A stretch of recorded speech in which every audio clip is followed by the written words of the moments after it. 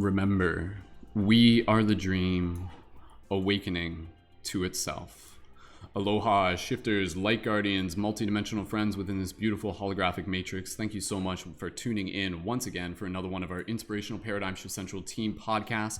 Today's podcast is going to be another Dream Class podcast. This is where we practice having discussion all about dreams, dream experiences, lucid dreaming, astral projection, consciousness, the mysteries of the universe, and beyond. So thank you so much, everyone, for joining in. Whether you're listening to this live in the moment or in the future, please feel free to drop an 1111 down in the comments below for those of you on YouTube to let us know that you can hear us okay as we get ready to move right into the beginning of this podcast. And for those of you who are with us in the Zoom chat, please feel free to gently unmute your microphones in the next moment, and we'll make some noise and send some love to all the amazing people who are tuned in right now. So you know what to do some wolf howls, do some like fairy noises, whatever you guys want to do. Gently unmute your microphones and let them know that you're here. So go ahead. Hello, beautiful friends. Beautiful. All right, wonderful. Thank you again, everyone, so much for joining in. If you guys can gently mute your microphones, we'll get right into this. For those of you who may be here for the first time, go ahead, drop a 333 in the comments. Maybe you're coming over from other TikTok profiles. Thank you so much for being a part of this discussion. My name is Brendon, aka Mystic Spider-Man, Skull Babylon on YouTube. And again, these podcasts, these discussions that we're doing, this is a continuation of something that we've actually started within the project over 10 years. That's when the Paradigm Shift Central project began, basically as a club in my college where we would practice bringing people together to talk about the things that we don't normally get a chance to talk about. And so now, with where we are within this collective shift in consciousness, more and more people are really starting to wake up to this idea that we are multidimensional beings, and this idea that every night when we dream, we're literally entering into other dimensions. It's not just theory anymore, it's literally direct experience. So by having us here in this sacred digital space, we're creating an opportunity for the universe to be able to see more of itself, for us to be able to have this inspirational discussion where we can share our wisdom, our insight, our experiences, and also to hopefully be able to inspire you to bring more attention and focus to your dream practices, because this is something that I think more and more of us need to be able to intentionally start focusing more on, start being able to bring more energy, more of our attention to it, because that is what we'll explore here in the discussion. Why should we be paying attention to our dreams? And again, for those of you who are here, just as a quick overview, you can find all the past podcast episodes on Paradigm Shift Radio on iTunes. You can find the links down below in the YouTube info, as well as links for the other creators that you'll see featured in this episode. So be sure to connect with them so you can follow them on their other social media platforms. You can also find the past podcasts on YouTube. And of course, huge thank you to our Patreon supporters who help make this podcast possible. Patreon is where you can support not only the work that I do, but also the community with a monthly micro contribution. And when you join at the $11 a month, you can join as a leading member. You can join on air with our future podcast, get access to our private community team space, lots of really cool stuff. So thank you again, everyone, equally for being here. And this is gonna be like the last like podcast before my birthday. Like, I don't know, like not like the whatever, but like I don't know. I just feel like this is like my version of a birthday party. Like, let's get together and like talk about dreams. This is something that I'm really passionate about. So thank you, everybody. Let's make this into a bit of a party as we roll through this. And so again, my name is Brendon, Mystic Spider-Man. We have Carly, we have Rachel. You guys can like, I guess you can like wave or something as I'm doing this. We've got Claire, aka 5D Starseed on TikTok. We've got Lilly, aka Inner Flame. We've got Felicia. We've got Dani, and we've also got Lacey, who is sitting out on my balcony right now. So again, as we move through this, what we're going to do, we're just going to start off with a little bit of a meditation just to be able to help anchor us into this space. For those of you who are tuned in on YouTube, if you guys want to help share this podcast with your friends, if you're tuned in live, please feel free, let other people know. And yeah, thank you for being a part of this discussion as well. Your comments in the chat are equally important to this ongoing discussion. So with that said, let's take a moment here to just do a little bit of a meditation as we just kind of anchor into this shared vibration, into this shared vision. And side note, if the audio is a little bit out of sync within the video, we'll revise that as we go through the broadcast. So thank you for your understanding, and thank you for being here nonetheless. So with that said, just inviting everybody to gently close your eyes. And as you listen to my voice, gently begin to bring awareness to your breath. And straighten up your spine, relax your shoulders, open up your chest, relax your face. And as you breathe here, Gently just bringing yourself into this place of gratitude. You can even put your hands on your heart, on your chest. And just taking a moment here to feel this gratitude for the team, for the sacred space that we are creating, for the wisdom we are here to share, for this very, very psychedelic, sacred experience of the universe being able to see more of itself, and for all the people listening who will be inspired by the discussion we have here today.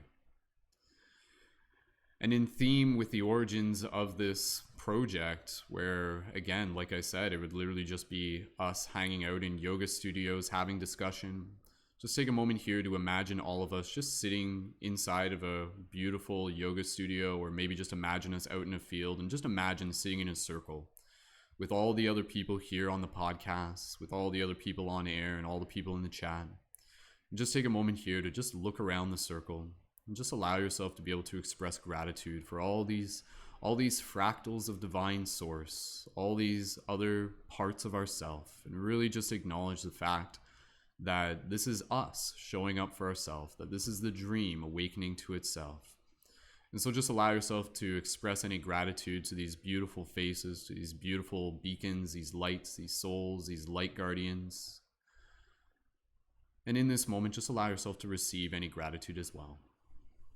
And just take a moment here. I'm going to stop talking and just be right here in this moment of oneness, and just allow yourself to just be in this vibration, be in this space, be in this love, be in this gratitude. Just breathe here just for a few more moments on your own. Go ahead.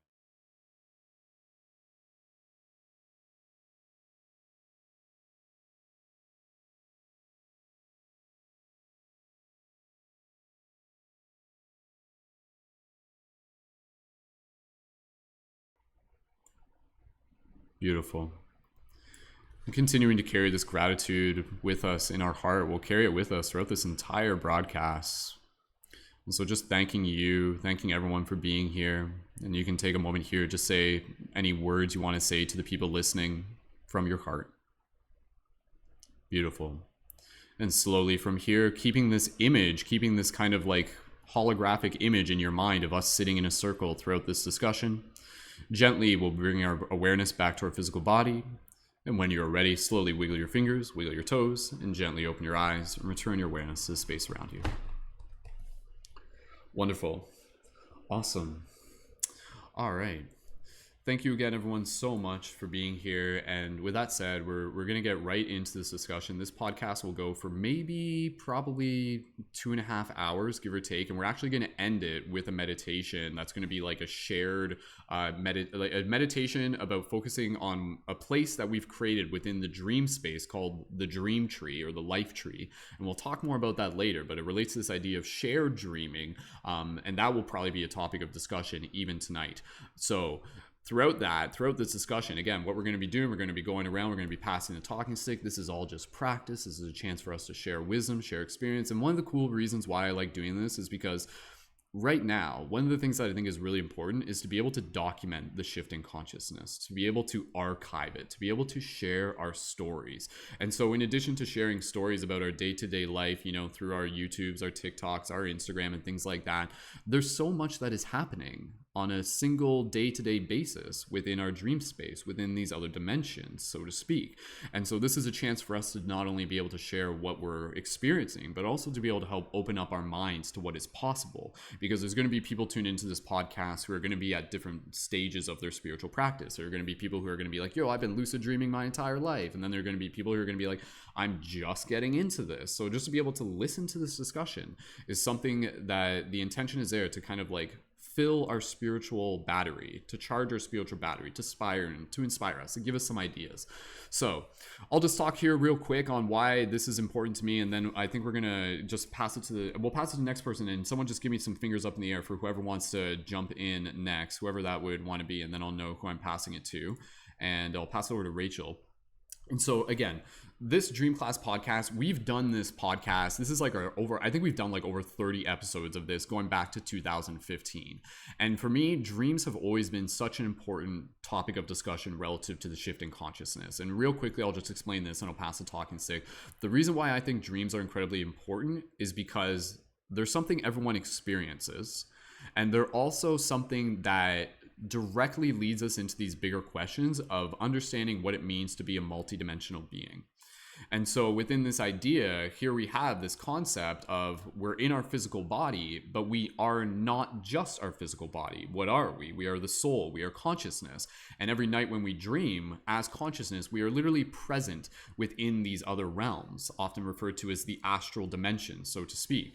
And I've talked about this before, and I'll just explain it real quickly, where I kind of think of it as this idea that like the astral realm is almost kind of like where we're from, so to speak, if you were to kind of like think about it that way. And what leads me to believe this is also the idea that, you know, before we are born and after we die, it's like we're kind of like returning to this place. And this is why within the dream space, it's not uncommon to be able to communicate with loved ones who have passed on, to be able to receive information from beyond the space-time of this dimension. So whatever the dream space is, it's outside of the space-time of this dimension. And even still, even though this is something that I've had this idea for a while, now it's starting to really even just begin to become even more real. It's really beginning to become even more fruitful. And so for me, with some of the big things related to dreams, I really just I get really curious about the idea of thinking of dreams or of almost being like this form of like spiritual technology. Like, what are dreams? You know, it's like this opportunity for us to really be able to reconnect with source, and also to be able to connect with more parts of our soul. It's like a way to be able to meet parts of our higher self, and also to be able to integrate it into our 3D form, which I feel is a big part of our shift in consciousness that is happening. It's to be able to integrate the bigger parts of ourself into this 3D reality, and then to be able to show up in service. So I think talking about dreams is really important because, among other things, it is also about becoming better dreamers within this dream right now. As we go through the practice of dream exploration, especially lucid dream, we realize that our thoughts create within this reality. Within a lucid dream, if you think of something, it will manifest. You know, if you want to fly, you can fly. If you want to teleport, you can teleport. And this same concept literally happens here within this dimension as well. And so once we realize that, it's kind of like this idea of becoming lucid within both the sleeping state, but also right now. And so part of that also entails this idea of understanding that there are parts of us right now within this waking state that are actually asleep. And so it's kind of acknowledging that and being able to wake up within multiple dimensions. So I think dreams are an incredibly important practice. For some people, it's going to be something that just kind of comes naturally. For other people, it's going to require a degree of discipline. It's going to require a degree of kind of like removing obstacles and changing patterns. But ultimately, it's something that the dreams will give us what we're ready for. And this is where I get really curious, and I'll just say here, and then I'll pass it over to Rachel, because for me, I think that dreams are a direct opportunity for us to be able to connect with, you know, proto-dimensional beings. I've been using this term. I made that term up, but I feel it kind of describes it. I use proto-dimensional beings to basically explain, you know, kind of like call them ETs, call them angels, call them guides, call them spirits, all of those. I just kind of refer to as proto-dimensional beings. But if I were to look at dreams, it's almost as if, you know, part of dreams are kind of something that seems to just kind of like randomly arise out of our subconscious.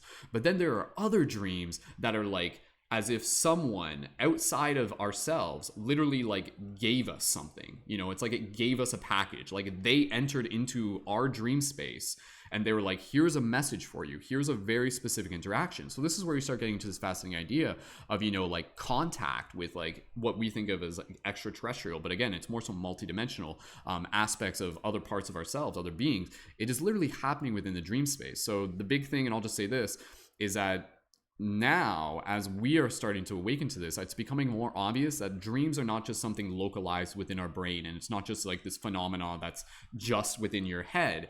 It's more so when you dream, you're accessing a shared space. It's almost kind of like logging into the internet, and then other people from other parts of dimensions can literally log into this internet and can interact with you. It's almost kind of like a video game in a sense. So you can kind of see where like, as our technology evolves, we're like, wait a second, like our dreams are almost echoing that, where it's like kind of like the internet, but it's like the internet the internet, so to speak. So that's again just part of the reason why I'm fascinated with dreams, because I feel in the process of exploring dreams, we're awakening to more of who we are. We're awakening to more of what it means to be a cosmic citizen, to our birthright, to being able to understand, being able to directly experience the awe and the magic, and also being able to bring it back to this place of empowerment and showing up in service for others as better creators within this dream. So there's a lot of powerful stories that we're going to hear tonight, and I'm looking forward to being able to pass the talking stick over. So we'll get right into that, and we'll start off by passing it to Rachel, and then from there, who wants to go next, just so I can know ahead of time who wants to go next after Rachel. Just go ahead and pass it over to Claire. Perfect. All right, so Rachel, go ahead when you're ready. You can just kind of briefly introduce yourself. You can tell us a little bit about why dreams are something important to you, and then if you got some particular stories that you want to share, you can get right into that. So Rachel, thank you so much for being here, and when you're ready, go right ahead. Thank you. Thank you for that wonderful introduction. Hold, hold on, Rachel. 1 second here. There are you guys. 1 second. The audio thing is doing that thing again. Just keep talking for a second, Rachel. Yeah. Okay. Happy birthday, by the way. One second. That's not. It's. I presume the YouTube audio is probably going to sound super glitchy. I apologize. I'm not sure why this is the case, but I am going to see if I can resolve this really quickly. And okay, try talking again, Rachel. Yeah. Okay, that fixed it. Okay, good. Oh, that was easier than I thought. Okay, Rachel, when you're ready, go right ahead and thank. All right, I'm ready. Thank you. Yeah, thank you again for the lovely introduction to the discussion tonight. I actually, a quote popped into my head while you were talking about the different dimension, or the multidimensionality of our existence, and I'd like to share it with you guys. It's by a man named Pete A. Sanders, who wrote a book about vortex energy. He says, it's impossible to describe in three-dimensional terms the existence of our 10-dimensional bubble of consciousness that we are as soul energy. Um, so there's just so much out there that we don't know, and maybe we will never know. And that's the beauty of life, and the mysteries that are constantly unfolding. And that's why one of the reasons why dreams are so important to me actually is this idea that it's mysterious and fascinating, and there are so many opportunities for unique stories to come about from our dreams. And I have always been a very avid dreamer.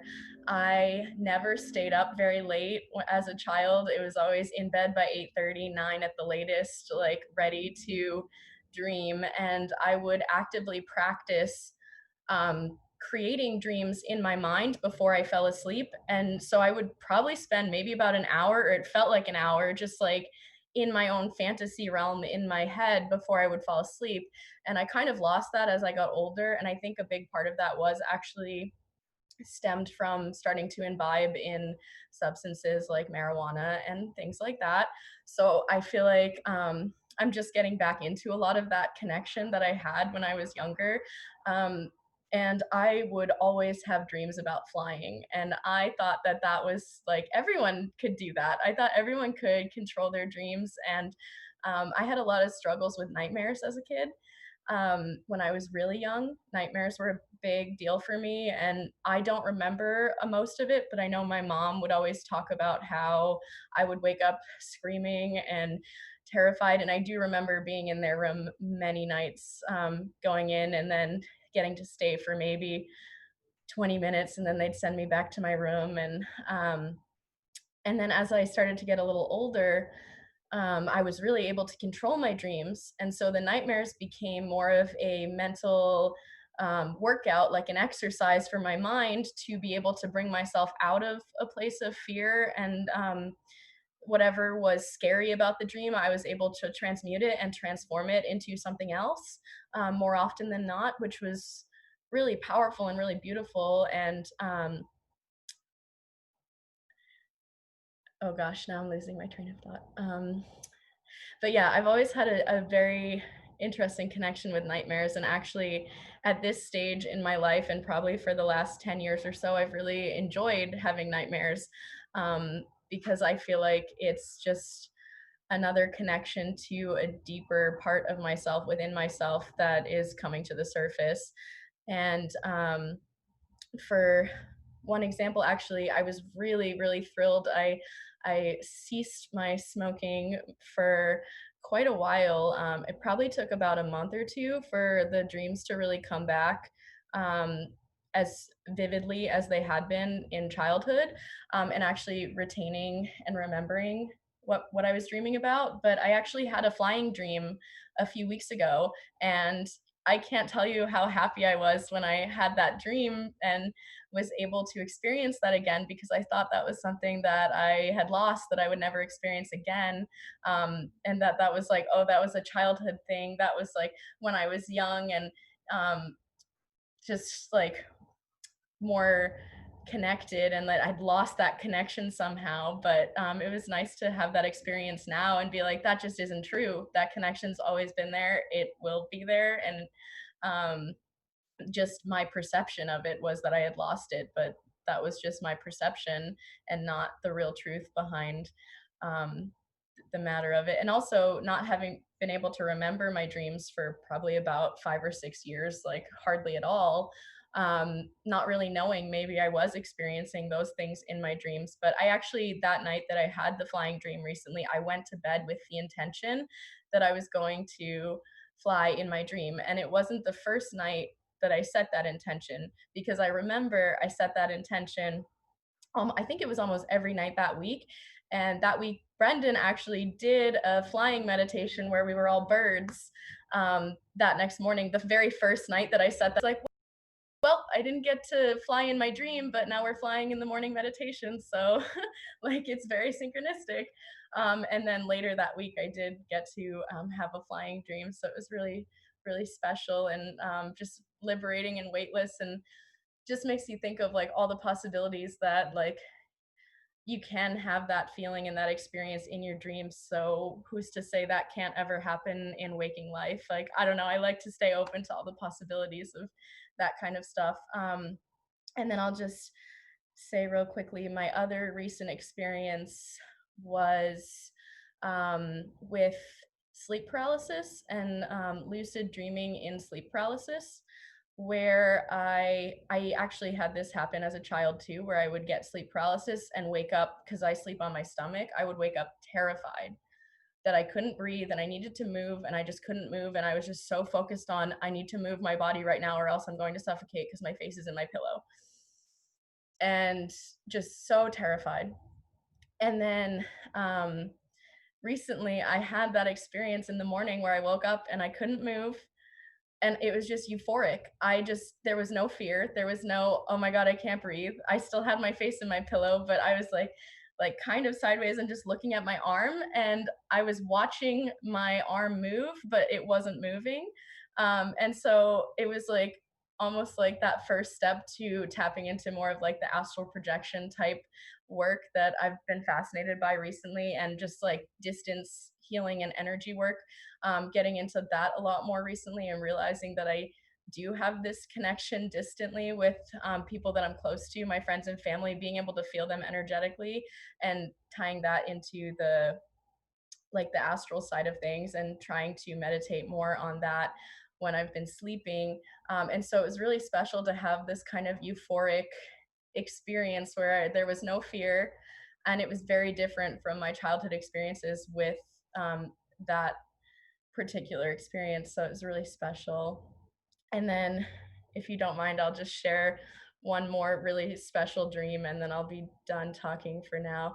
Um, this was about a year ago, or probably a year and a couple months ago. I did share this on one of the chat spaces in the Paradigm Shift um, Discord, but this dream was really special to me because um, it it was the only dream like it I've ever had. And I never experienced another dream like it since, and not before then, where it was a nightmare and it was cycling. It was cyclical. I couldn't escape it. I kept trying to attain a bridle and a saddle. I was in my grandparents' house, but it wasn't their house, as dreams often are. And there were extra rooms that don't really exist.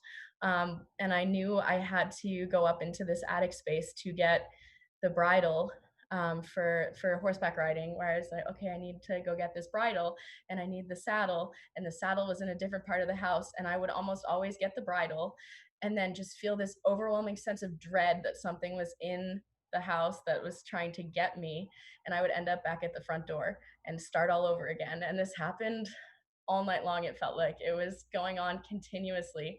And finally, I was so fearful, so overcome with my fear, that I just said, screw it. And I went to the back door, walked out the back door, and there was this beautiful white horse waiting for me outside. And I just got on and rode it off into the distance bareback. And the message that I got from that dream was so powerful. It was saying, like, everything you think you need is, that's just your perception. Like, you have the tools already to do what you need to do, and you don't need to feel so like, I need to do this, I need to do that to achieve a certain goal. Like, you have that within you. And yeah, just let go of the fear and just trust, and trust the intuition. And it was just crazy how that finally broke the cycle of the dream, that I was just like, okay, I don't need the bridle, I don't need the saddle, I'm just like, here we go. So yeah, and with that, I will pass the talking stick over. Beautiful. Thank you, Rachel, so much for sharing. And yeah, again, like I love the idea of how sometimes dreams are just like very literal. Like the symbolism is like just kind of like it's not even a mystery. It's just kind of like, oh, okay, I understand exactly what this is saying. And then other ones are going to be a little bit more encoded. But no, thank you for sharing, Rachel, and we'll keep passing the talking stick over, and we'll go to Claire. And again, Rachel, please feel free to post your I already posted your Instagram and your TikTok into the YouTube chat. So for everybody here, please feel free to connect with Rachel, and Rachel will be in the YouTube chat and be able to connect with you there as well. And so we'll pass it over to Claire. And again, just as a brief introduction, Claire, some of you may recognize her from TikTok, may even recognize them from, maybe you're from Claire's TikTok as well. And Claire, without really, I'm excited. Like, I mean, I'll wait for you to talk. But again, I think one of the things that I'm fascinated by with dreams is, again, those encounters where sometimes within dreams, I'll just say this real quick. Sometimes within dreams, we'll meet characters, and sometimes these characters are literally like projections of us. They're projections of like kind of like parts of ourselves, our subconscious. But then there are other times when we meet characters and we're just like, yo, like this is like actually like someone else. Like there is like a presence to them. There is like an identity to them. Like, who are you? And just to be able to have those experience, again, kind of like with what Rachel was saying, again, the thing that's incredibly powerful with dreams is just the visceral experiences. You can have an experience with dream where you're just like, whoa, that happened, this is real. It's real. Like, that's the thing, people say, like, are dreams real? Like, I say, yes, they are real, because your soul can learn from them. And one of the things with dreams is understanding that the dream space, the dream moment, has a present moment equally as real as this one. So this moment right here, you're looking at your hands, you're feeling, you're touching things, you're observing. Like in the dream space, that present moment is equally there as well. So Claire, we'll pass over to you, and please feel free to introduce yourself, talk to us about a bit why dreams are important, and a little bit into the broadcast, we'll get into like some tips and tricks and practices for everybody here who may be new, so be sure to stick around. Claire, when you're ready, go right ahead, and thank you for being here. Yeah, well, hi guys. First of all, I want to say thank you for creating this space and being a part of this moment right now. I feel so blessed and so grateful to be able to share these experiences with others, and to know that I'm not alone in this, because sometimes these experiences can be extremely overwhelming. And I found over the past month, especially, my dream world has been extremely active, more active than it's ever been in my whole life. And I know others are feeling this shift and this energy as well. And sort of when this started for me, tying into something that Rachel touched on, is I decided to get sober a couple months ago. So I was heavily addicted to marijuana for years. And so I have found that after going off of these substances and deciding to live a clean life, at least for this, period of my life, like my dream world just completely opened up, and I've been given so many opportunities from the universe to explore this realm. and it's been incredible. I have so many stories I could share with you all right now. I guess I'll start off with two that were more recent. So I've had a couple astral projection experiences that I can share later on, but I think the first thing that I want to share is something that happened to me 2 nights ago. So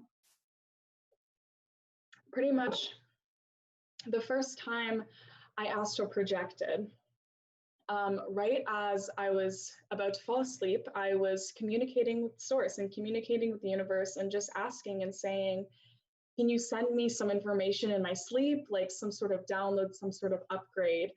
And that night I astral projected. So, so a couple nights ago, I asked the same question. I proposed this to the universe. And that whole day I had just spent resting because that's what I had to do that day. I barely left bed. I was just meditating all day, really just recuperating, being one with my body, working on my breath. And so that night I was like, send me something in my dreams.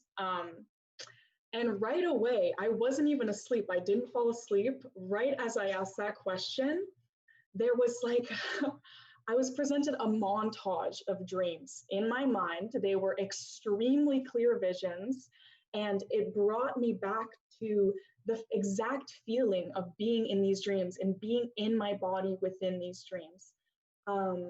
And these were dreams that were brought back to me that I had months ago, weeks ago, years ago, that I have not thought about since they happened. And so as this was happening to me, I just sort of was laying there for a few minutes. I was like, holy shit, this is crazy, just like letting it happen. And then I was like, okay, I have to write these down. Like there's something here. So I spent like over an hour writing them down, and I ended up writing down 24 dreams.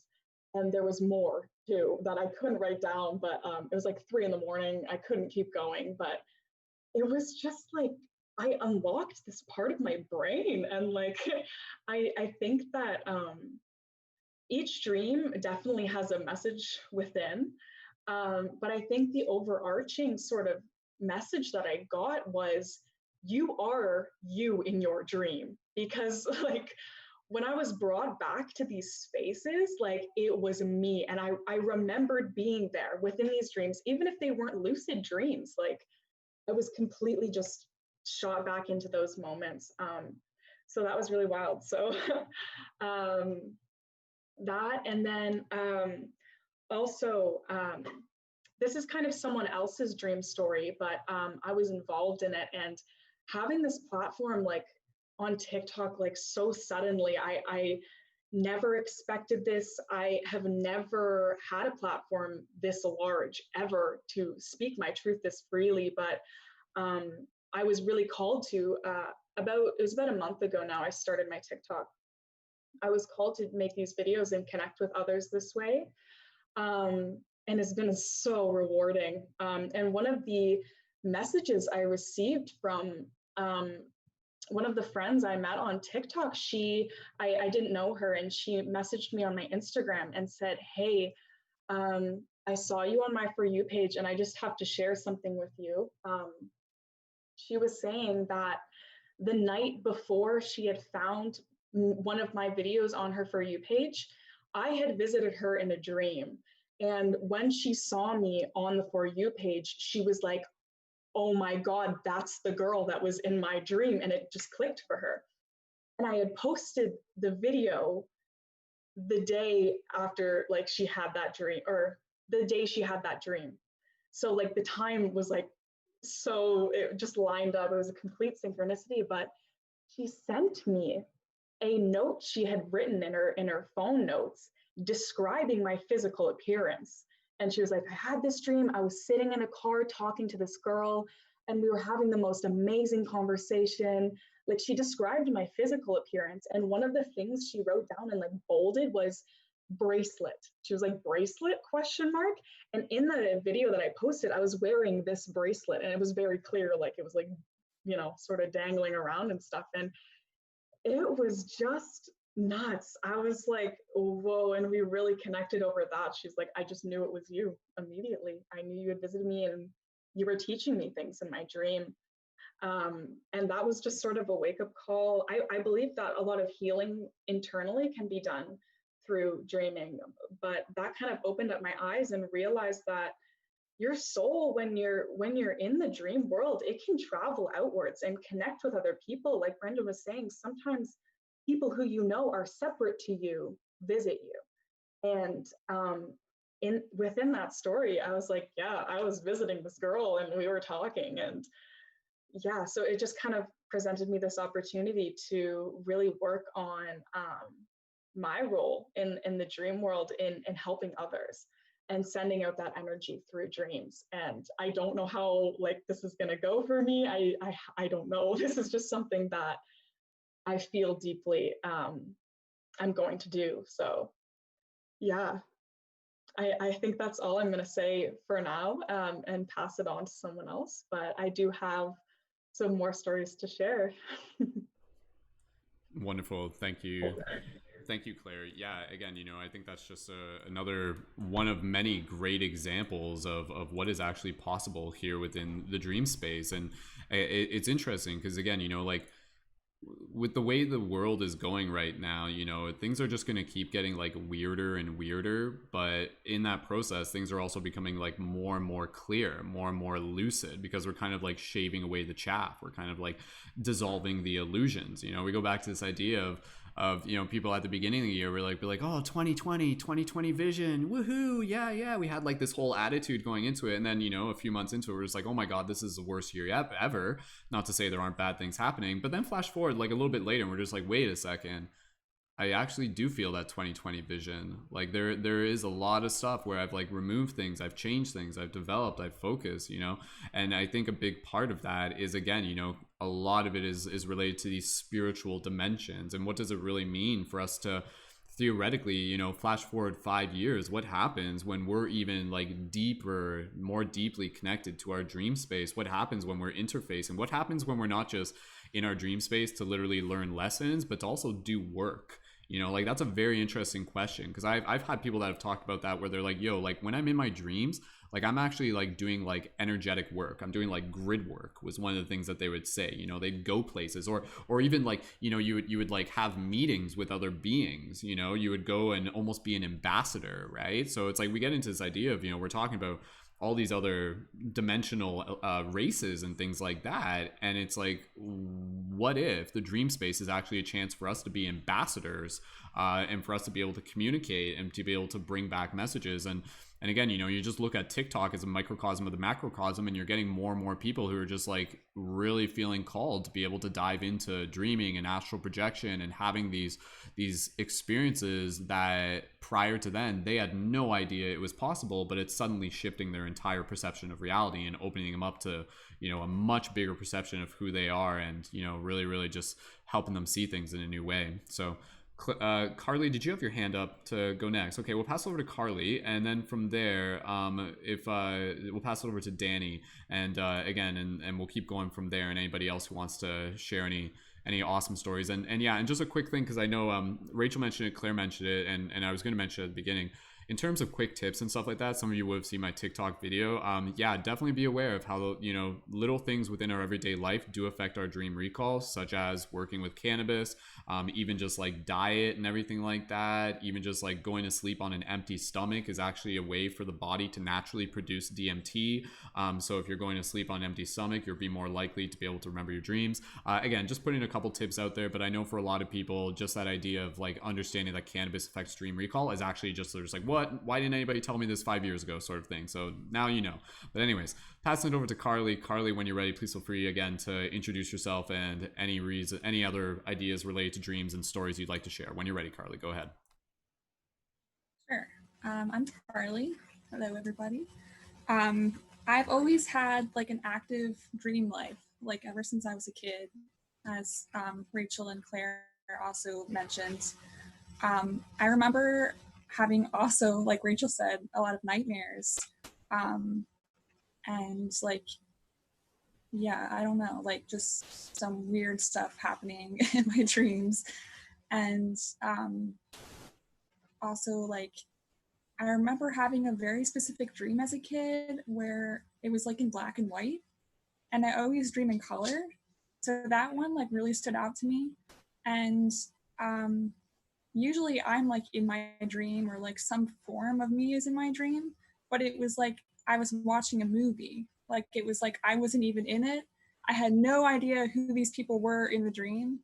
Like it was like a whole family, like, and it was based like, I don't know, in like the 20s or something.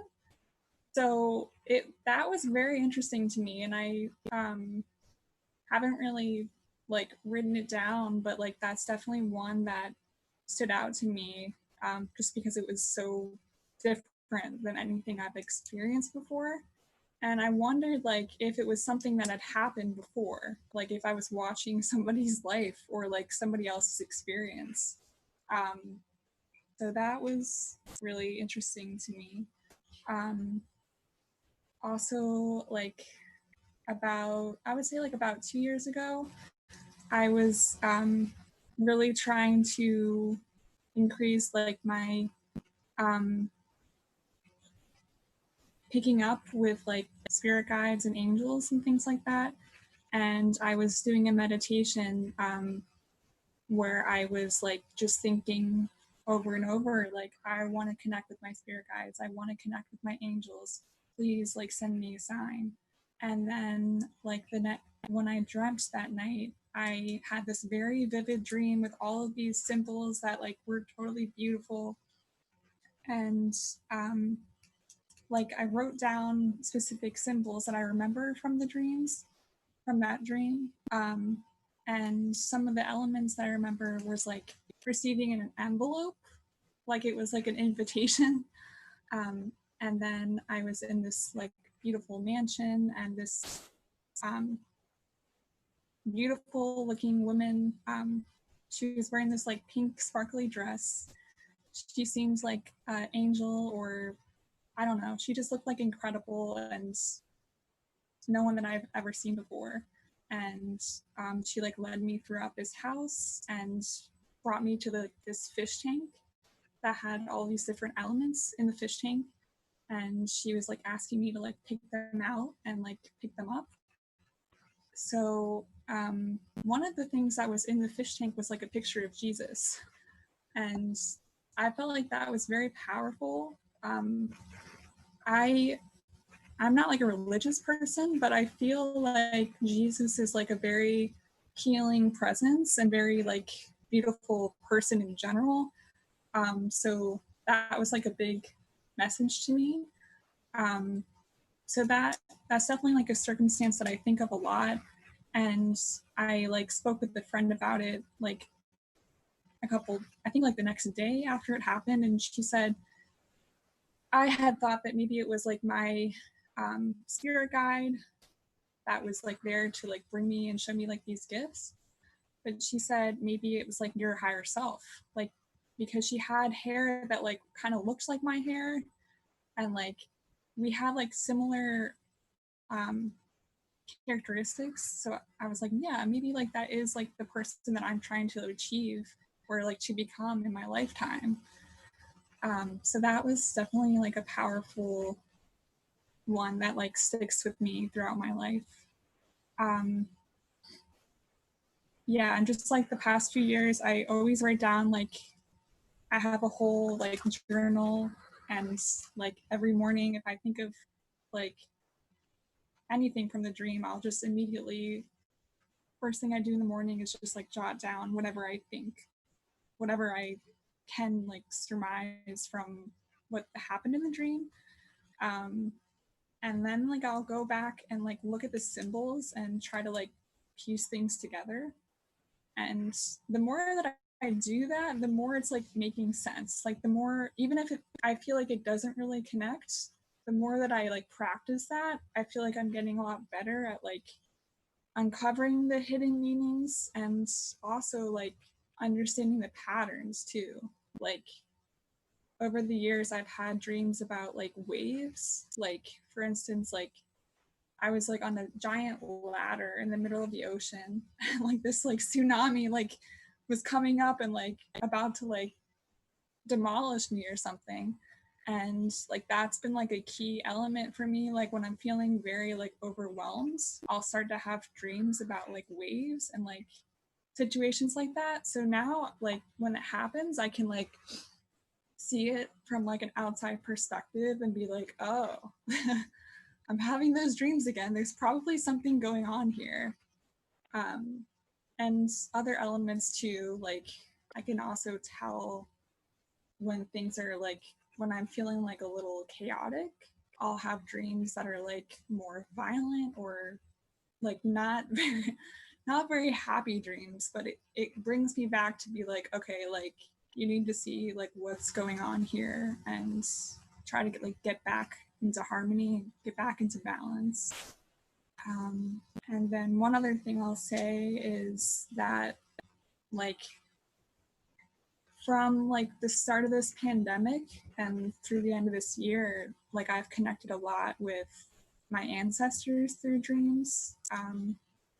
Like I've back in like March was the first time I had a dream with my grandfather in it, and he's passed away, but he kind of just like was in the background, just kind of like walking around.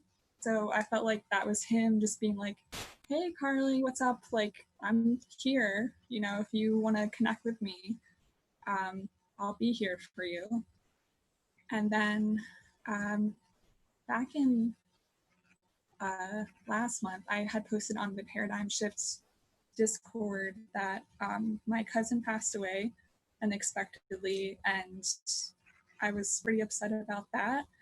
I hadn't seen her for like over a year, and yeah, I just felt like I didn't have a chance to say goodbye to her, and it had upset me a lot. But she did come through in my dream, and like I was able to have a really healing, positive conversation with her. That definitely helped me process the situation and like gain some closure.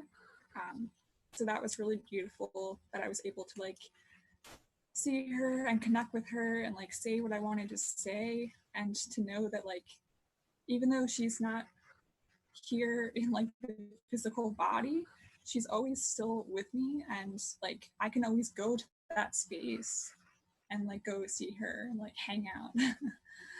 And that's really beautiful to me, is that aspect of dreams that you can like connect with people that are not still physically here with you.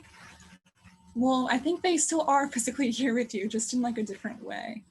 And then my grandmother, who also passed away, she visited me this week as well. And we talked a little bit. And she also is the grandmother of the cousin who passed away. And she seemed like she was kind of like sending me a sign, like she's a little upset about like what happened, and I got to talk with her a little bit about that. So yeah, it's just really awesome, I think, to be able to have this connection with like this other realm we don't fully understand, but like we can utilize to connect with people and to heal ourselves and to like subconsciously work out problems that like impact us every day. So it's definitely like a practice that I'm diving more into to uncover the hidden meanings and like to see what even what like my brain wants me to know and like wants me to work on. So yeah, that's all I have for now. Wonderful. Thank you, Carly, for sharing. And again, you know, I just seeing the comments in the chat, and people are just like, again, just saying thank you for the beautiful messages. And it's just really reaffirming for a lot of people, because again, you know, if it can happen for one of us, it can happen to all of us. And you know, I'm sure for some people, they're going to have different motivations to wanting to be able to bring more attention to their dreams. And for some people, you know, even just the idea, it's like, wait a second, like that person that I love that's no longer here in this dimension, like you're telling me that I can still connect with them. You're telling me that I can still have like a conversation, like one more chance to be able to see them. Like, okay, yeah, I'll do the work. I'll do whatever it takes. So I mean, you know, the dream space is going to call to people in different ways. And I'll just say this and I'll pass it over to Dani. And I think one of the things that's important to be able to keep in mind, at least from my experience or my observation, is that the dreams will often echo where we're at. And so if we're kind of going throughout our day and we're just kind of our mind is just very filled with fascinations, even distractions, or, you know, things that are just like really taking up a lot of our energy, they tend to bleed over into the dream space. Those type of dreams usually aren't the type of dreams that we would want to have every night. Sometimes they're just like, oh man, like I dreamt of being at work, or like, oh man, I dreamt of that movie I just watched, or oh man, I dreamt of that argument that I had earlier today, or something like that, right? Like, not to say those don't serve any purpose, but you don't want to spend all your time having those dreams.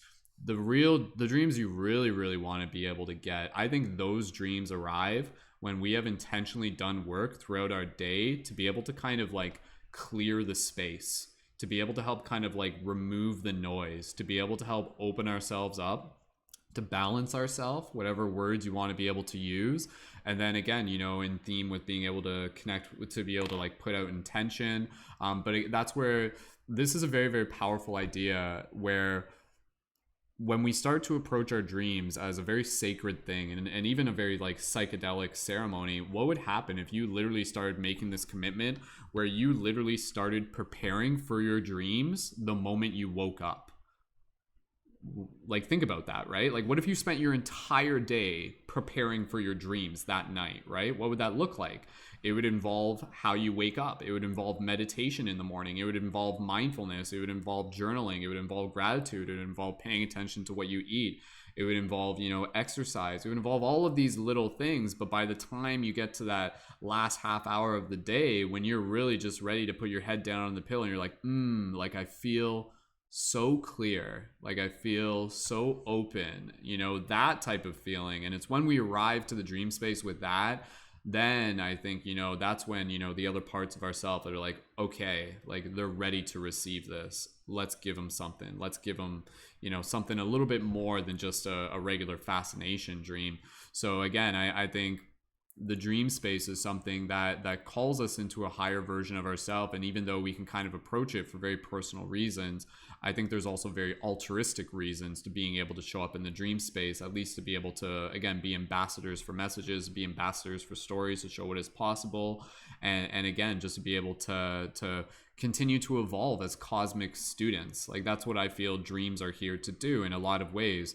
We go throughout our waking life and we're learning, we're experiencing, we're bringing more things into our heart that are going to help us evolve our soul. And so many people are literally, you know, spending only half of their life, or whatever percentage you want to say. There's a huge percentage of their life where they're not consciously aware. And not to say, even if you don't remember your dreams, nothing's happening. But if you were to start bringing more awareness to your dreams, basically it opens up to this idea where you have the opportunity to kind of like accelerate your soul's growth, you know, to like really be able to gain more experience on a day-to-day basis, you know, things that, in addition to just going through your waking life, if you can go through your waking life and then in the dream space, you're still learning. Like, again, I think that's kind of where we're at right now, because right now we need to do what we can to be able to help accelerate the shift in consciousness. And that does happen on a personal level. So by us showing up on that personal level, it literally helps make it more accessible on the collective level. So yeah, I just want to put that idea out there for people who are feeling called to the dreams. Start preparing for your dreams the moment you wake up, by just being able to bring about a relative mindfulness and balance, and doing what you can do to be able to help clear the mind, to help clear, you know, the gunk and the, you know, anything else that you've kind of like built up throughout your day. Not to say there's anything wrong with that, but just to be able to, you know, bring your head to rest in a way where you're just kind of like an open cup. Because if you go to sleep with a full cup, not like, it's just, you're going to dream of whatever that cup is full of already, again, you know. So if you can empty that cup, then you are open to receiving those other types of dreams. And so there's kind of, again, there's dreams that are kind of dreams that are almost like a projection from something inside of us, but then there's other dreams that are kind of like from somewhere outside of us and we're receiving them, you know. And those type of dreams, that's when you start getting into dreams of interacting with other beings, or going places, or seeing things, and just, you know, all sorts of other things that I think we're just starting to scratch the surface of. Dani, if you're ready, I will pass it over to you. And thank you again, Dani, for being here. And please feel free to, again, briefly introduce yourself. Tell us a bit about why dreams are exciting to you and any stories you would like to share. Dani, when you're ready, go right ahead. All right. Hi, you guys. You know, for when I was a kid, I think a lot of us were more, you know, in touch with our dreams and able to remember them more often. As I got older, I would only dream maybe once every couple of months. So when I started my spiritual journey, I was just really called to, I guess, start flexing that muscle again. So I actually started keeping a dream journal, and every single night I would write down my dreams and just track what I remembered. If I didn't remember anything, I'd even write that down just so when I first woke up, I would think, okay, what was I just dreaming about, and record it. Um, and since doing that, I've been having more vivid dreams, remembering my dreams now almost every night, which is not something that was the case for a really, really long time. And I do want to get into some of the more recent dreams that I've had that have been pretty interesting. One is, well, I've been trying to lucid dream when I do become aware that I'm in a dream, because since also dream journaling, I'm more able to recognize, okay, wait, this isn't the real world, or not the real world, but like the physical world. Um, but in that space, every time there's some reason in my dream that I believe I can't lucid dream. For example, there was one time where literally the moment I realized I was dreaming, my dream started integrating with another dream. I was like experiencing these two dreams at the same time, but I thought the other dream I was experiencing was me in waking life, like walking around. So I was like, how can I lucid dream if I'm like experiencing like being awake at the same time? And then I woke up and realized that it was another dream.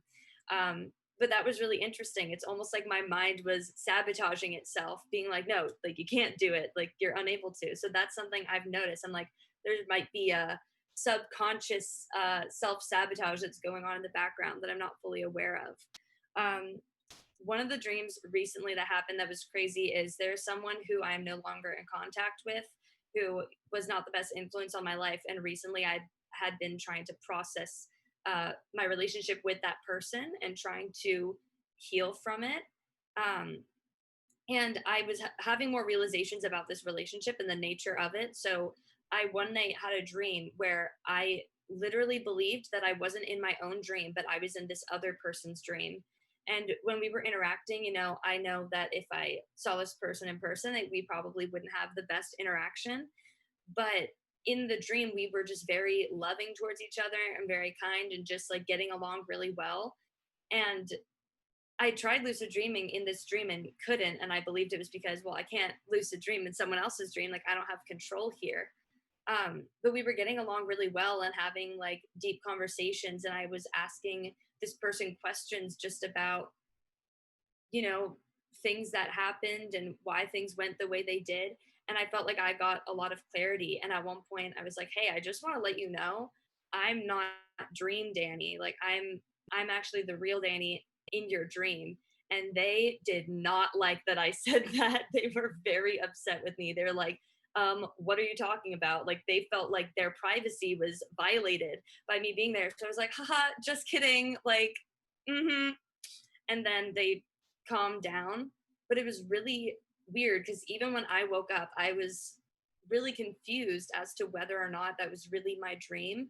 So later that night, I went into a meditation. And once I felt connected to spirit, I asked, was that really that person's dream? Was I really in someone else's dream? And spirit told me, no, it wasn't their dream. And I was like, but the message that, like, the communication we had, was that authentic? Was what they told me and their reflections on things, was that true? And spirit told me that yes, it was true, and that it was a way for me to actually get closure, because I wouldn't necessarily be able to get it directly from that person. So it was a really beautiful experience of, even though it wasn't necessarily their direct consciousness, it was like a projection of, you know, their experiences, like at the core root of it, rather than you know, this person has a lot of walls up, and I feel like I would, if I actually tried to have a conversation with them, I would get the projection rather than the core. And in that, I really got to actually connect with that energy on a soul level. And that was really incredible, you know, like even if it was like a manifestation of my subconscious, it's something that like I can grow from and I can benefit from. Um, but yeah, it's actually really interesting that I keep like thinking I can't lucid dream for some reason. That is a very common theme that has been coming up for me recently. I have only been dreaming again for like 2 or 3 months. Um, no, probably a little longer than that, maybe 4 months. But still, regardless of that, I've it's been really great for me to realize that, and realizing like again that dreams aren't just this made up world, but there's something very real about it, and the emotion that you feel in the dream and the complexity of it is something that's not just made up. I've encountered energies where I think it's, a part of my dream or a part of my subconscious, and then when I interact with it, I'm like, that's not a reflection of me. This is like something else in that's come into my space. So the more I get into it and the more that I practice being in that space, the more I'm actually able to understand it and expand myself, which is pretty incredible. So yeah, that's all I have for now. Awesome. Thank you, Dani, again for adding your perception and your stories. And yeah, again, like I think just kind of going back to a little bit of what I was talking about earlier, and then we'll pass it over to whoever's next. I don't know, Lacey, do you want to go next? Can I pass it over to you? Yeah, okay, cool. And then we'll pass it over to whoever wants to go after that. But yeah, again, it's kind of like this idea where the way how this reality works, it's almost as if there are certain lessons for us that we simply aren't capable of fully experiencing within this physical dimension, due to restrictions of physicality and time and, other types of things that kind of get in the way of that. But the dream space is, again, this much more malleable, this much more flexible thing. So if there's like an aspect of yourself that, maybe needs attention or maybe needs healing, like the way how dreams work, like the best way I can explain it, again, I lean towards explaining it almost as if I'm explaining some sort of like, advanced technology that was created by like, some sort of beings billions of years older than us. But it's basically, perception-based holographic reality where it becomes what you need it to be. Without you even fully understanding what it is that you need, which is very, very interesting. And so it goes again into, but this is the thing, when you start studying the dynamics of the dream space, you realize that this reality operates more or less in the same thing. The only thing that's really different is the density, the illusion of density, and the element of time. Other than that, you get into this idea of understanding that literally this reality is still a perception-based hologram as well. You start getting into law of attraction and all that stuff. And basically that simple idea that the universe will give you what you need, not just what you want, as well. And again, kind of going back to what Dani was saying, understanding that, the thoughts that she's holding on to, that they're holding on to related to not being able to dream or lucid dream is actually kind of affecting that. So even just, for those of us who have gotten into deeper practices with our dreams, I'd love to even just be able to hear, as you're going to sleep, what can you do to kind of incubate the dream, and literally just being able to set the intentions to be able to kind of like and this is something I'll pass over to Lacey. I just know that they've talked about this before, this idea of just kind of like asking questions before they go to sleep. That's a very powerful idea, and sometimes like we don't even realize that that's even an option. It's like, wait a second, like I can ask questions before I go to sleep, and then like other parts of myself will actually sometimes answer those questions and stuff. So that's the thing. I think dreams are, again, kind of like this technology and this tool, and we're still learning how to interface with it. There's like ways to operate. It's not like you just show up and they're just random. Like, no, there's ways that your conscious intent will actually affect the way that you can interact with them. So anyways, we'll pass it over to Lacey. Lacey, when you're ready, and please feel free to introduce yourself and tell us a little bit about your experience with dreams and any epic dream stories you would like to share. Lacey, when you're ready, go right ahead. Can you guys hear me? Yeah, we can hear you. Yeah? Okay, awesome. Hi, I'm Lacey, and I've done a couple dream classes before. I have lots of stories I could share. Obviously, I've been dream journaling for about 20 years, and I'm an avid dreamer. I do lucid dream, and sometimes I've practiced with astral projection. Yeah, so I just love being here and hearing everybody's like amazing dreams, and it's just so, it just warms my heart to see so many people um, just dreaming and like excited about dreaming. It's always been something that's really close to my heart. So yeah, I could share one that I had recently. Um, I think sometimes we can actually dream for the collective. When we really practice more, we can dream for others. So especially with like the state of the planet right now, I think, you know, the world needs dreamers. It needs people like doing the work like behind the scenes. So recently I had a dream. This is probably a couple weeks ago. And in the dream, I was on a ship, and it was like an old kind of like a pirate ship, and it was floating out in the middle of the ocean. And there was a bunch of people on the ship with me, and we were lost. And for some reason, the ship started to sink. And of course, that's like super symbolic. And so the ship started to sink, and all the people, we all started to jump off, and everyone was following me. Like I was like, I don't know if I was like their, I don't know why, but they're like, help us, like we need to get to shore. So we started to swim, and there was pillars of ice like all around us, and we were swimming through, and I looked down below and I could see great white sharks swimming below us. I wasn't afraid though. Like when you see a great white shark, you would think, oh gosh, like this is scary. But it was actually like really exhilarating and like powerful.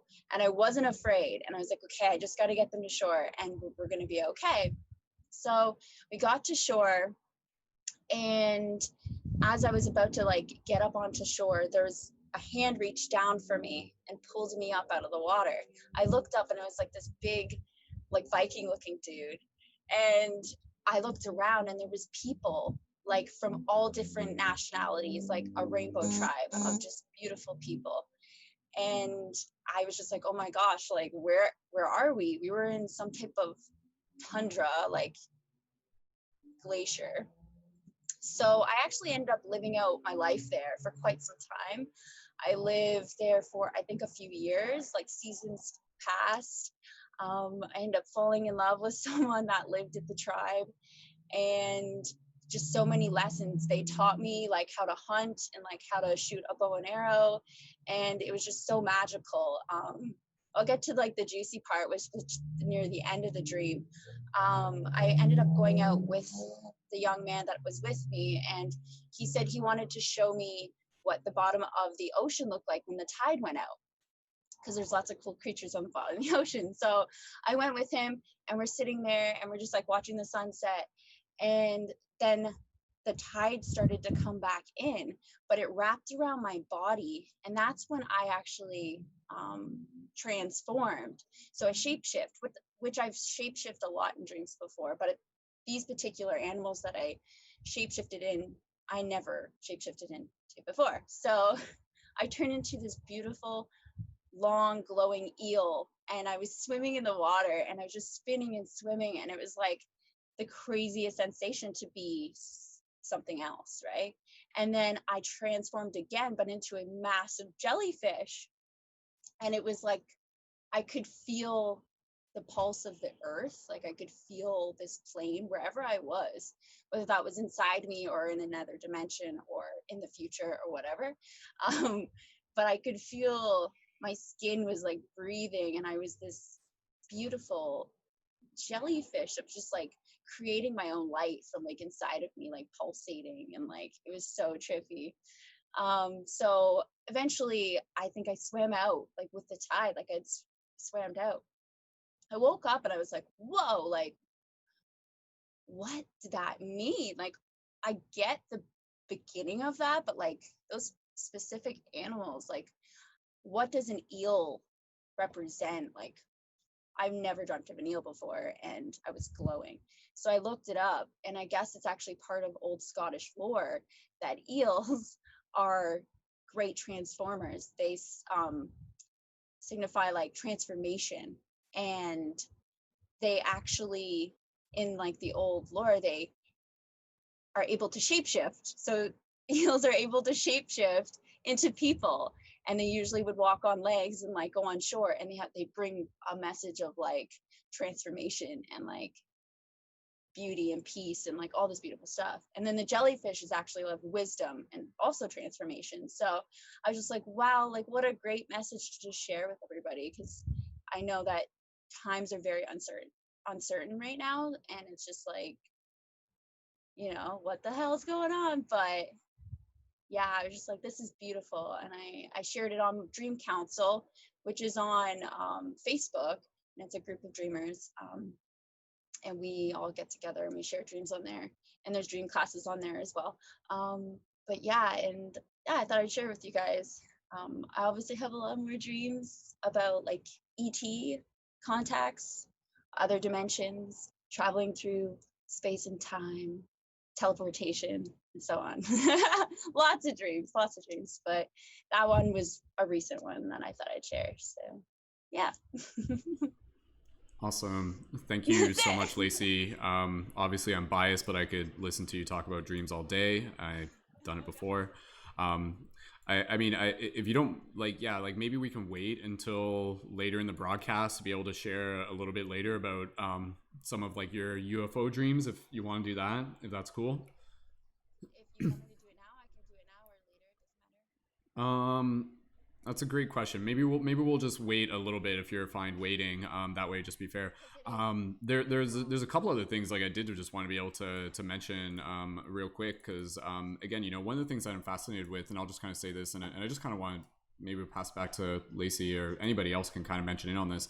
One of the things I think that's interesting with dreams and even just life in general is that when you look at kind of like past lives, or theoretically even future lives, it's like this idea that if we develop skills in other lifetimes, we actually bring them with us. They actually kind of like come over into this lifetime here and now. And so I think it's interesting because, you know, for Lacey, just kind of like, you know, looking at Lacey as an example and stuff like that, obviously, you know, like vivid dreams, and it's just like what did she do different? It's like, what, it's almost as if she was born with this already. But it's interesting because if you kind of like even look at even lineage within bloodlines, you can actually see that it's not uncommon for there actually to be kind of like this dreaming ability that actually gets passed on through lineage, through your bloodline. So, you know, like for any of you who are kind of like already like vivid lucid dreamers, you know, like even for basically for everybody who's already talked as well, you know, it'd be, I would, if it's possible for you, I would even just get curious and be like, you know, like, like I wonder what my great grandmother was like, you know, like was she a witch? You know, like straight up, like what was she into and stuff like that? Because I guarantee you that energy is kind of rippling through your timeline, and that's why. Whereas for some of us, we're kind of like having to pick things up for the first time, and we're having to build this foundation. But then you literally have other people where it's like, no, I don't need to do all this. I've actually done this before, and I'm ready to jump in and kind of like dive in at another level. And that's where you start having these other, you know, these dreams that are just like so vivid, and you're literally seeing these other worlds and these other dimensions and these other civilizations. And again, even what Lacey was saying, the idea that, again, you know, because when we're dreaming, we're literally outside of the space, the time of this dimension. It's not impossible for you to have a dream where you literally experience a lifetime, as crazy as that sounds, you know, or at the very least, some people will have those, we all experience this when we have those dreams where it's like, oh, I took a 15-minute nap, but it felt like I was gone for like hours, right? Like you can experience that. So that's a phenomena, but it's starting to make sense once you kind of understand the dynamics of how things work. Another thing I did just kind of want to be able to touch upon, Lacey, and maybe we don't have to hit upon it right now, and whatever you're comfortable with sharing. But when it comes to, again, you know, this idea of sharing dreams with other souls, with other people, that idea fascinates me, and so that's actually something that's been a bit of an experience with Lacey, and Lacey being my partner, and just kind of like having this unique connection. Both of us have had dreams of each other like before we really even knew each other. which I think is just really, really fascinating. And only if, if Lacey, if you feel like you want to, share anything about that, you're welcome to. But I know it's something that, other people would probably relate to as well. And be it even, like dreams of obviously, like a romantic relationship, or even just dreams of like friends and kin, or family and things like that. But I think it's interesting because if we are connected here, this is kind of my point. If we are connected here right now, if we are talking, if you are tuned into this broadcast, you share some kind of frequency with us, and it's not a coincidence. It's not just a mistake that you happen to be here. What we're doing, we're creating this very intentional signal of bringing together the tribe, bringing together this soul family. And so in this sense, it's very interesting to assume that each and every single one of us is already connected in these higher dimensions, in these other dimensional planes. So it's kind of like being able to understand that the potential is there for each and every single one of us to actually begin to interface and connect and to share experiences within the dream time, and it's crazy because it's like, here we are, we're in different parts of the world. Some people are still in lockdown and everything like that. And if anything, it kind of gives us more motivation to be able to be like, wait, but we can access these inner worlds. We can actually still connect with each other, and we actually could still meet up. We actually could still be able to, find a way to be able to interact in face to face, relatively speaking, within the present moment of these dreams, So it's literally what's happening in the world right now is kind of projecting us towards new realms of interaction, which again, it's like the technology within our human evolution. We can either look outside of ourselves and literally recreate this entire experience using technology of virtual reality, internet, and video games, or we could understand that exact same concept is actually already within us. And so which direction do we want to go on? Some humans will focus purely on going out. Some humans will more so focus on going in. But Lacey, again, whatever you feel like talking about, like, do you want to even just kind of like mention the idea of just kind of like some of the experience of like even just some, like, because it's weird. And the reason why I ask this, because like what part of the thing that I'm fascinated by, because again, Lacey and I, we've talked about this a bunch, is that Lacey has had dreams of me, and then she'll tell me about these dreams, and in me hearing these dreams, I'll actually get to see more parts of myself. Like, she'll be like, oh yeah, in the dream you were doing this. You were like, again, one of the leaders of like an underground revolution in a post-apocalyptic world, or something like that, right? There's been a few of those, or again, there's been like other ones where it's like, oh, you were like the facilitator for like a ayahuasca ceremony or something like that. And so for me to be able to hear this, I'm like, whoa, like, her relationship with the dream is actually something where I'm actually being able to see other pieces of my puzzle through her stories. Like, it's just incredibly fascinating. But I don't know, Lacey, like, whether it be related to us or just kind of in general, whatever you feel comfortable with sharing, if you don't mind, and I'll pass it back to, do you want me to pass it back to you, Lacey? Is that cool? Yeah, go for it. Yeah? Okay, pass it back to you when you're ready. Go ahead. And any thoughts on that concept or stories of... Sure. Yeah, like the whole dream sharing and like connecting with other people is really fascinating to me. I've been, I guess, a pivotal role in other people's dreams. People come to me and tell me that I showed up and helped them process something. Like, I think someone else, Clair, maybe mentioned that. I'm not sure, where they mentioned like talking to like processing emotions, right? Like helped heal someone else, right? And so that's happened with me with other friends.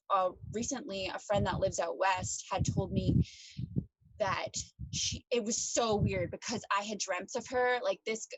Remember I told you, Brendon, about this? Like, I dreamt of her and she had dreamt of me. Of Maya, right? Maya, yeah. So she told me, she messaged me like out of the blue and was just like, Lacey, like there was this voice that was like telling me that like there's, and it was your energy was all around it. Like, she didn't see me, but she felt my presence there. And she's like, and this voice was saying that like there's something really important like that you have to do. Like there's this role, I don't know, something like that. And I was just like, whoa, like that's crazy, because you were also indirectly in my dream. And like, but it wasn't even like we saw each other, but we felt each other's like energetic like signature. like we were just spirit floating. I don't even know, it's hard to explain, but we linked up, and we've linked up in the past before where I've helped her deliver a baby in a dream and stuff, like crazy, which I do a lot in dreams, is like midwifery and stuff. So yeah, it's just wild. But I've had dreams with other people and even guides that have like shown me the secrets of the universe, like unlocking like DNA, like trivia shit like that, which I call them guides, but they seem like real people to me. Like I told you about Valerie, who showed me how to navigate a light ship and fly through like time and space. And yeah, so there's lots. But with you specifically, I started having dreams with Brendon actually about 10 years ago, which is crazy. When I started dreaming with, like, I'll just say with, because that makes the most sense. You know, we're just friends, and like, it was just crazy the stuff that would happen in the dreams. It was like, you know, we're going off world, we're going to, you know, the far reaches of the galaxy, exploring like different types of psychedelics, but also just like, I can't even, like, religion, like becoming different people, but you were in them a lot of the time, and it was always just like crazy to me. I'm like, why are you here? Like, I don't know, I don't understand why. Like, you're awesome, but you know what I mean? Like, it didn't fully sync up till as what how we were linked in the dream time, or like beyond this physical realm. So um I can say hundreds of dreams where you're present in them, but yeah, I did not prepare for this at all. I didn't bring any any dreams, nothing. Next time I'll prepare. But yeah, I can't think in it. Well, we've obviously summoned a lot of UFOs in our dreams. Tell them about our like we have like our own private UFO that we were flying around with our, what was it, like space shuttle? Yeah, and I've had like hybrid children too, which is crazy, like bizarre. And sometimes like it can go either way. It can be like positive or sinister, like especially when it comes to like ET stuff. But yeah, I mean, you're so funny. Yeah, we've definitely flown ships around. We've lived in the future. I had one incredible lucid dream with you in it. This was probably about 8 years ago, and in the dream, the sun was eclipsing, and it like the whole space, like I was in like some neo Tokyo future. Like, it was like, looked like Tokyo, like the way that the city was built up. It was very futuristic. And anyways, so in the dream, I was given a new body, and I was actually given an AI body. So it was like this like half human, half like, but I had angel wings, like crazy cool wings. But I could turn into a human, and it was so trippy. Like, I was like birthed, almost like in the Matrix. I was like birthed into this new body, but it was still my consciousness. And so I'm trying to walk down the street in this like weird new body.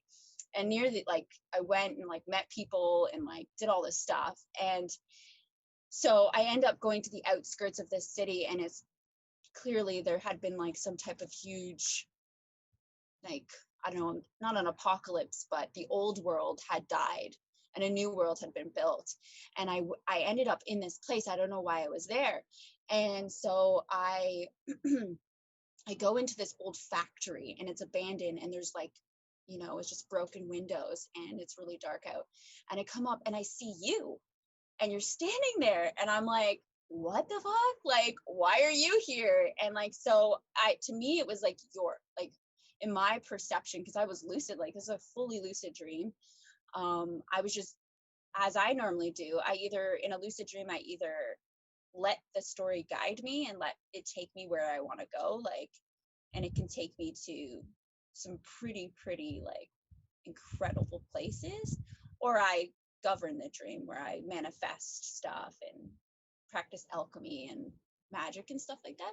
But this particular one, I was just kind of along for the ride, and you were there, and I just remember thinking, like, is this you in the future? Like, you know, it was just really trippy, and the whole like reverse time theory thing. Yeah. So yeah, we talked, and you were just like, yeah, like, I know that, like, we had this this really good conversation, And then I kind of was like, well, I'll see you, like, hopefully I'll see you in the future or whatever. And then I like took off and I like turned into like crazy different beat, like I can't even like remember. This is a long time ago, right? But yeah, I like ran off and the story continued. I went on more of a journey in that dream, but like you were there. You were specifically there. I don't know why you were there, but you were there. And I mean, it makes sense now, but at the time it didn't. So it's pretty magical. There's plenty more magical dreams where we've shared together and with other friends. Even like people were talking about like deceased. Like I don't have anyone super close to me that's died, but recently a friend had passed away, and like the day after I found out that he had passed away, um, I had a dream that he was on stage to a sold out like concert, and he was like just shredding on the guitar and he was just belting and singing, and he was a musician. And I was just like, my heart just like, and all his friends were there and we were all there and we were celebrating his life, right? And it was just like so beautiful and just so like, whoa, like I feel so grateful to be receiving this from the guy that passed. And I was just like, whoa. So I shared it with everybody, all his friends and family and stuff like that. Obviously I said like, he's like, I don't know, like it just felt so good. Like even though he's no longer here, like his energy is, it's still there, and he's having the time of his life, and like it's just crazy. So that was like super positive one of someone that had passed away. Anyways, I'm rambling on. I can keep going on about so many dreams, but yeah. Awesome. All right, thank you, Lacey, and yeah, obviously we'll save more for a little bit later. So awesome. And again, for those of you looking to connect with Lacey, the show notes for any of the creators will be in the info on YouTube. I'm posting it in the comments, but it'll also be in the YouTube after the video, so refresh. But you can find Lacey at Paper Druid, or the Paper Druid on Instagram, and Paper Druid on TikTok. And yeah, I think we're gonna pass it to Felicia next, and again from there, I know Lily's still here, so if Lily wants to jump in, and then from there the discussion will just kind of no particular order, so we'll just be going back and forth. I know some of you probably like want to reply directly to some things that have already been said. Again, I think one of the things that I was just gonna say is that excuse me, with dreams, one of the things that's incredibly fascinating is the idea that we do get to develop this relationship with entities, beings, spirit, soul, beyond the physical. You know, like for some people, like they have this idea that, you know, if someone has died, that's it. You know, they're just dirt in the ground at that point. But then you get other people and they're just like, actually, you know what? Our relationship is still here. It's just different now. It's just transformed. And so like, what would happen if an entire civilization was built that way? You know, because that's the thing. When you start studying dreams, you cannot look at dreams without getting very close to the theme of death.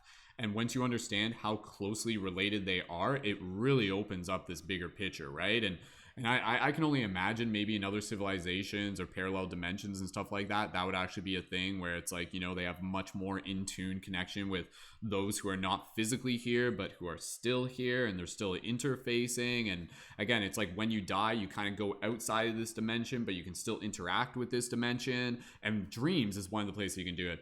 So anyways, we'll pass it over to Felicia. And I saw Felicia kind of responding to what Lacey was saying. So Felicia, please feel free to share from your heart and anything, briefly introduce yourself and anything you would like to share related to dreams when you're ready. So Felicia, when you're ready, go right ahead.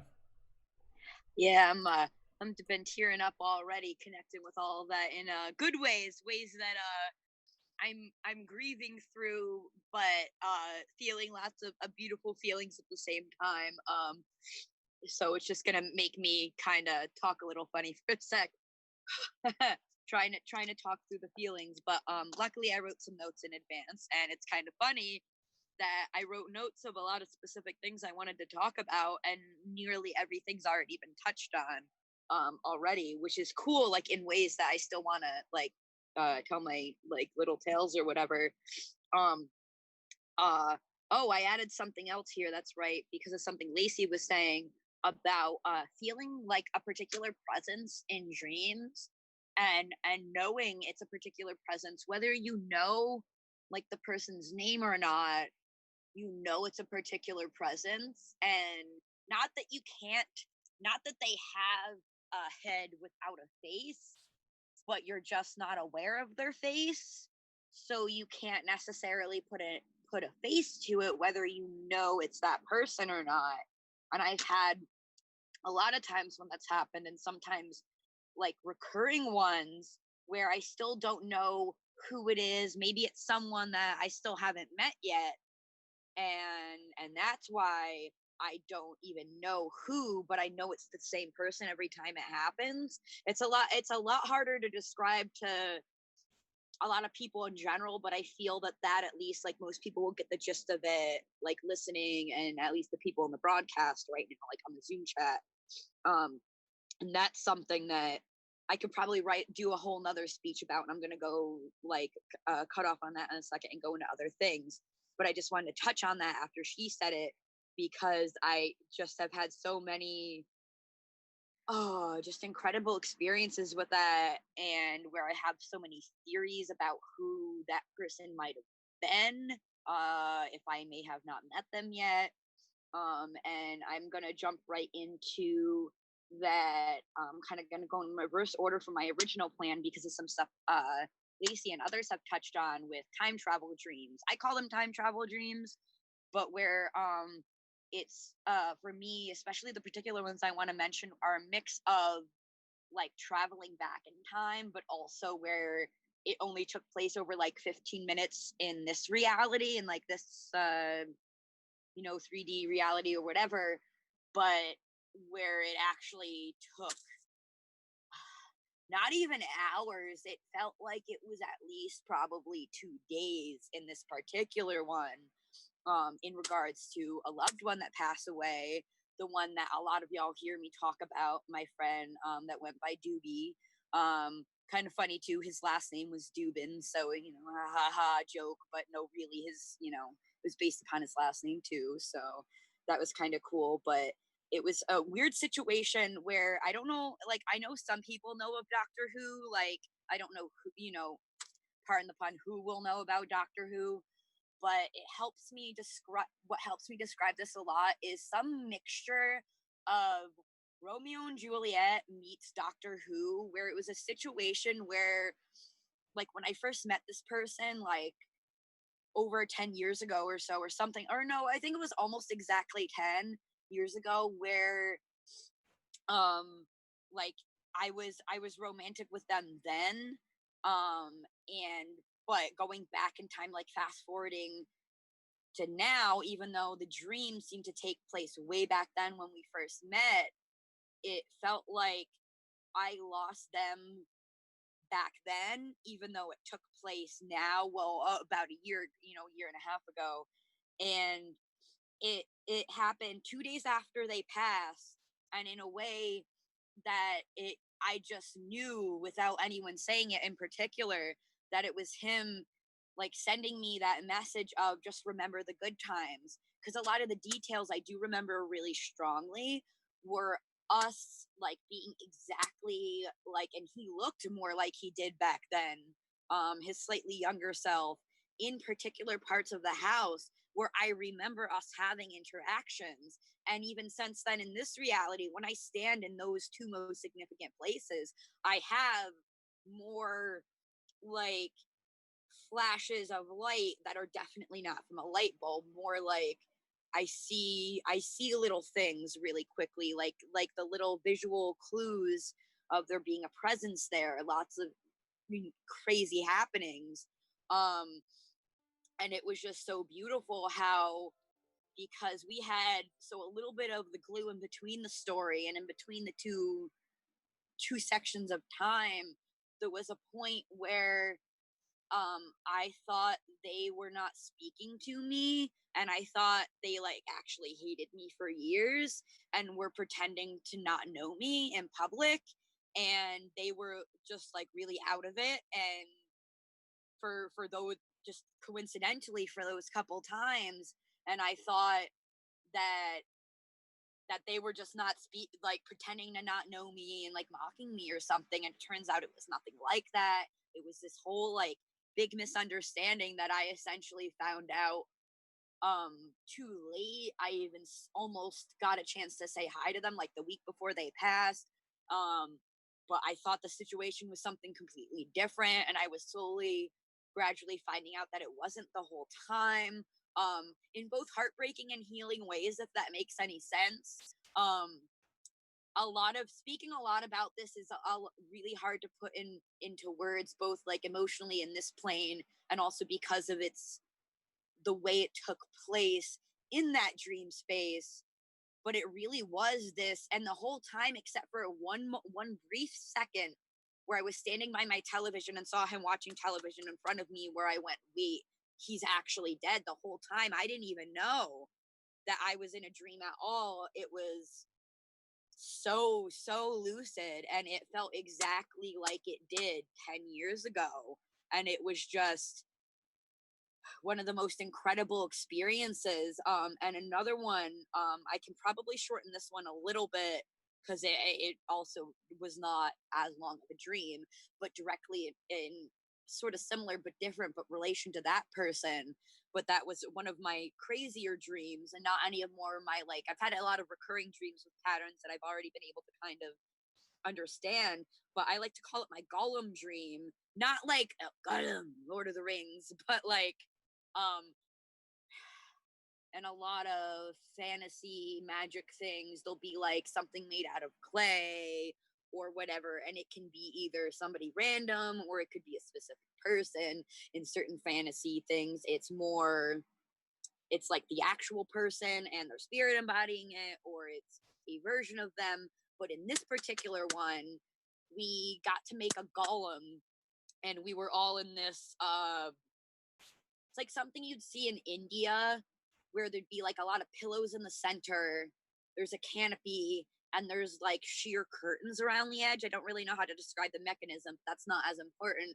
And we had him come back to life, like we had a time allotment in this little space.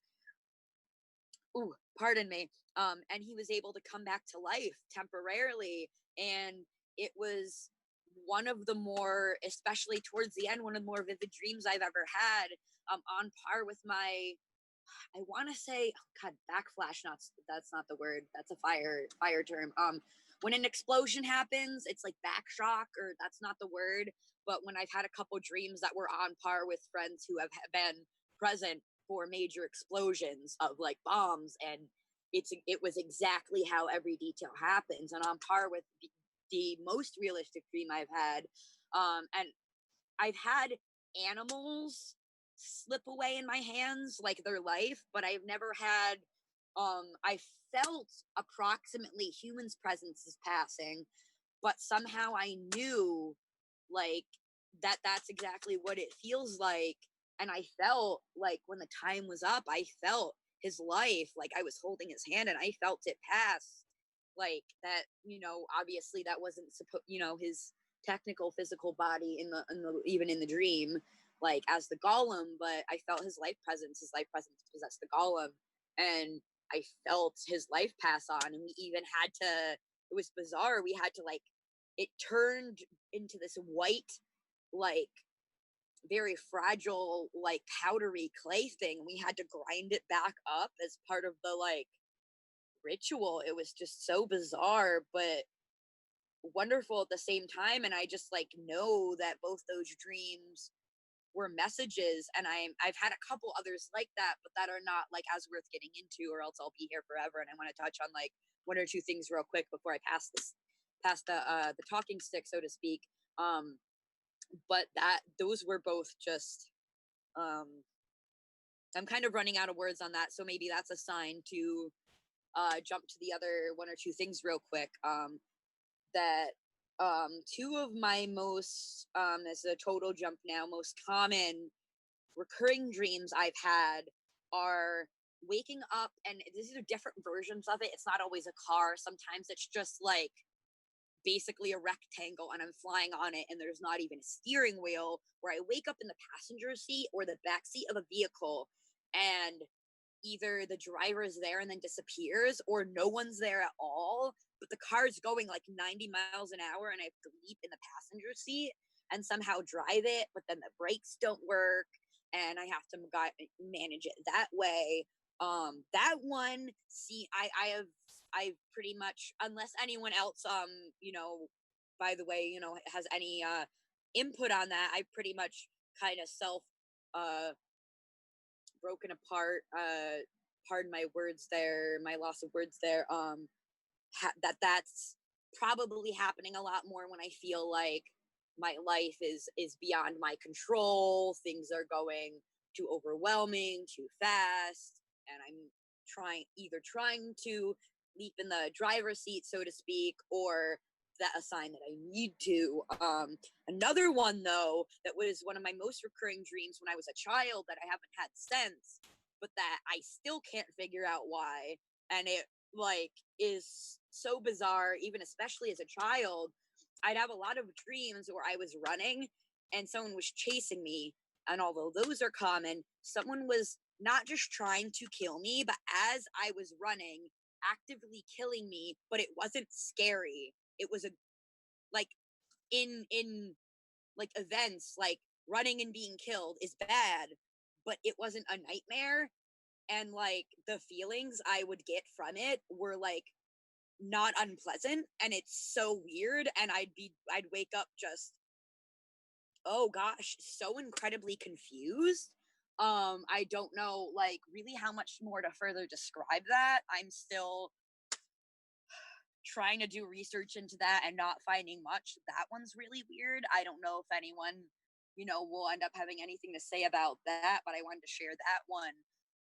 And I think even though I had others I initially wanted to say, because I just remembered one that I think I'm just called to speak of more, that I think you all will appreciate, especially as I'm sitting in my childhood bedroom right now, and I can even show you how like you can't really tell that that's a mirror. So like that's part of my bed, then that's a mirror, and then it's like it has the center bit, and then there's the other mirror. I stacks everywhere. I've been cleaning my room, pardon the mess.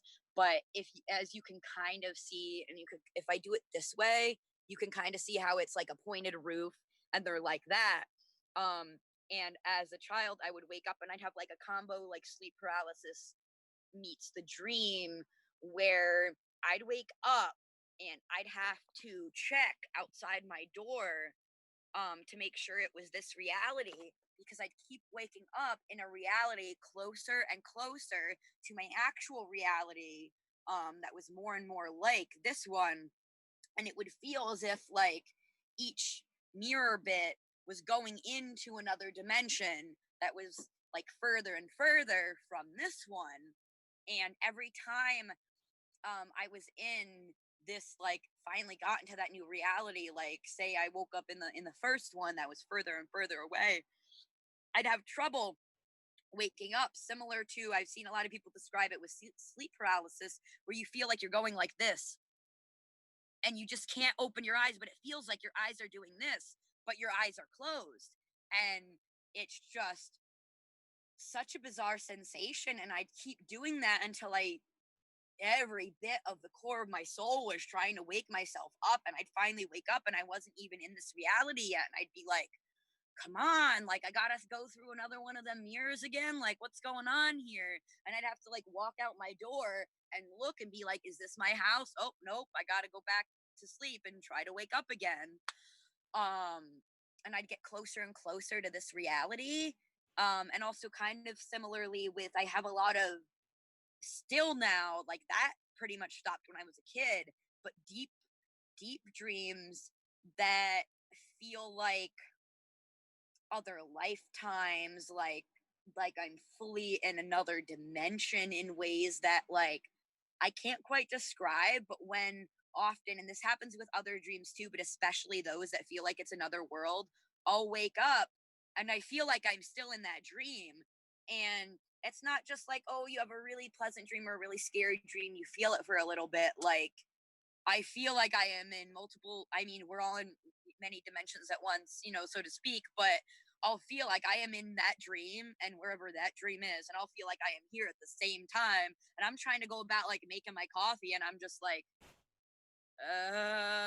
trying to do everything for a little while, for sometimes even a couple hours, depending on the extent of that.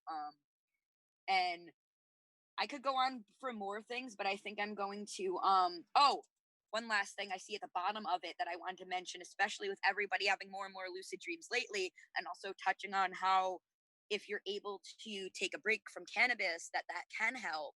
That even though like I'm a cannabis patient and like I'm like even registered and everything, although I'm all for recreational and otherwise and so on, but that being not as much the point, but that as someone who can't necessarily afford to go off it for as long as would normally be required for such a dream increase, I've still been having like that increase in lucid dreaming and dream recall and all of that I normally would only get when before, when it wasn't as necessary of a medicine for me, when I would be able to take those breaks for dream recall and would need to take the break for it, and I'm still getting like this crazy increase, and I've seen like myself not be the only one with that case, and I feel very interesting and further proving more and more examples compiled together of how so many people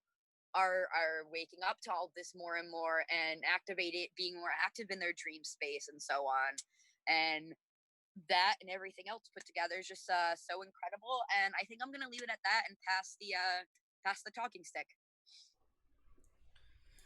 Wonderful.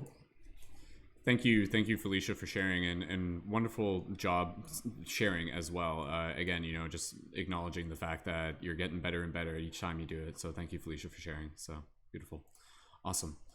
All right, we'll keep going here. Again, that's one of the side effects with this broadcast is there's so many stories to share, and suddenly we're almost 2 hours into the broadcast and we've barely gotten around the circle once, and I still want to make time for just a little bit of popcorn style discussion, and then make sure that we're not turning this into a 5-hour broadcast. So we're gonna pass it to Lilly. Just give me a thumbs up. Sorry, just give me a thumbs up if you're ready to go, and then from there we'll just kind of continue to flow into some additional discussion. If you guys want to be able to think ahead of like any particular practical tips that would be useful for people tuning in, even for those who may be getting brand new to the practice, we can go over some of the basics, any additional theories, mysteries that we want to explore, and we'll keep that going, and then we'll get close to wrapping it up. I would say no more than an hour we'll get this broadcast completed. So Lilly, when you're ready, passing it over to you. Please feel free to briefly introduce yourself and anything you would like to bring to the table and stories. Oh, Lilly, let me just make sure your microphone's unmuted. Hold on. Okay, I think you have to hit a button, Lilly. I'm not. Oh, sorry, Lilly. Now you can hear me. Sorry, I had myself muted. Just make sure you're unmuted. Sorry, that was my fault. Okay. Oh, it's okay. Good to go now. Can everybody hear me? Okay. So I'll just give today. Okay, I'm Lilly, and I have had quite a spiritual life, and so if it's okay, I'm just gonna bring it to the spirit since I'm working on my throat chakra just real quickly. I'm just gonna try to align it really quickly. If you'd like to accept and join in, please do. If you're working on it too, or you just feel called. But I am going to align my throat chakra. Or A. A.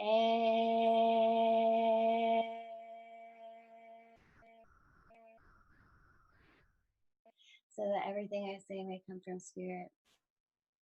So many things moved me, resonated on so many levels. So it was like, stay grounded. It was like words were just being telepathically transferred and spoken through other fractals of the bigger picture, and it was just beautiful. And fractaling off a little bit of what Lacey was saying, so mind-boggling there. When you talked about the dream, eels. Okay, I actually wrote down if she says sharks. Like, okay, I'm not gonna go through it. Okay, I was like, okay, if she says sharks, I'm gonna talk about it. So I had a similar dream where I knew I was surrounded by like people in the, like, of the collect, like awake. Okay, there was people that were awake there. I was aware of that, and we were on this like ship in it, and it was like a kind of an unusual like ship in the sense that like it just seemed too good to be true almost in a way in the beginning. And then as nightfall came, I was looking over, peering over, and the light from the boat was reflected into the water. I was born a lucid dreamer, was reflected into the water, and I could see fins. And I sounded this alarm, and we were already facing icebergs. Like, I was like, is this Titanic? Am I dreaming of Titanic? Somehow I knew people, but I didn't know them. And but then there was a lot of chaos coming from people that were just like frantic, and like when I'm in a situation and I've been put in them, I'm like this now, freak out later. Like I freak out after the fact. So like similar in my dream, of course I'm gonna go into go mode. So I locate the life rafts. Okay, some people have already jumped over. And I was like, sharks though, but like people are jumping over, hanging on to icebergs and stuff. I've got some lifeboats going in my dream. Got other people collectively, I'm finding them, feeling them out is really what's going on. We're resignating. We're getting more lifeboats out there. We take it to shore. Stay there for a while. Okay, so I don't want to hog that, but Lacey, thank you for sharing. The eel definitely was vibrating in it and just swimming and swimming and swimming in like circles and like dancing and like just really like it was performing, and like a part of me resonated with it. And it was like this like, whoa, like I'm gonna have to look into this eel thing. And then uh it was like these gigantic um almost extraterrestrial like same iridescent as the eel. I want to point out that the eel was not a regular eel in case I need to clarify anything. It was not a regular eel. This eel was like maybe you said it though, I don't know, rainbow. It was in the eel too, not just the jellyfish. And the jellyfish were like huge, almost like extraterrestrial beings or something. And every time that they like seemed to inhale, it was like you did too, and like the exhale float, and it was just like this no fear. It was just like, okay, I'm gonna be a jellyfish. I don't know. Okay, and that's the end of that part. Whew, lots of energy, moving. And I also want to say that dreams, like the brain is matter. Okay. And I'm doing this for myself because I'm working on third chakra. So I'm being mindful. I am not saying like this slowly, like intentionally for anyone other than myself. Okay. The mind is matter. The mind can only perceive so much of the external.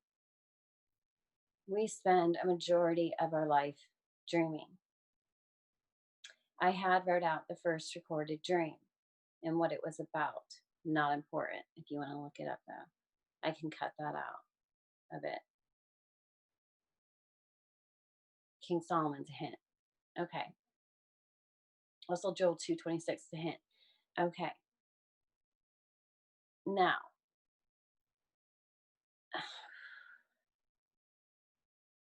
it's really hard to put in I'm going to put it into words. So the mind is matter, can only comprehend so much. When you're dreaming, which you spend half your life doing, that is when you are your let's say true self, your consciousness.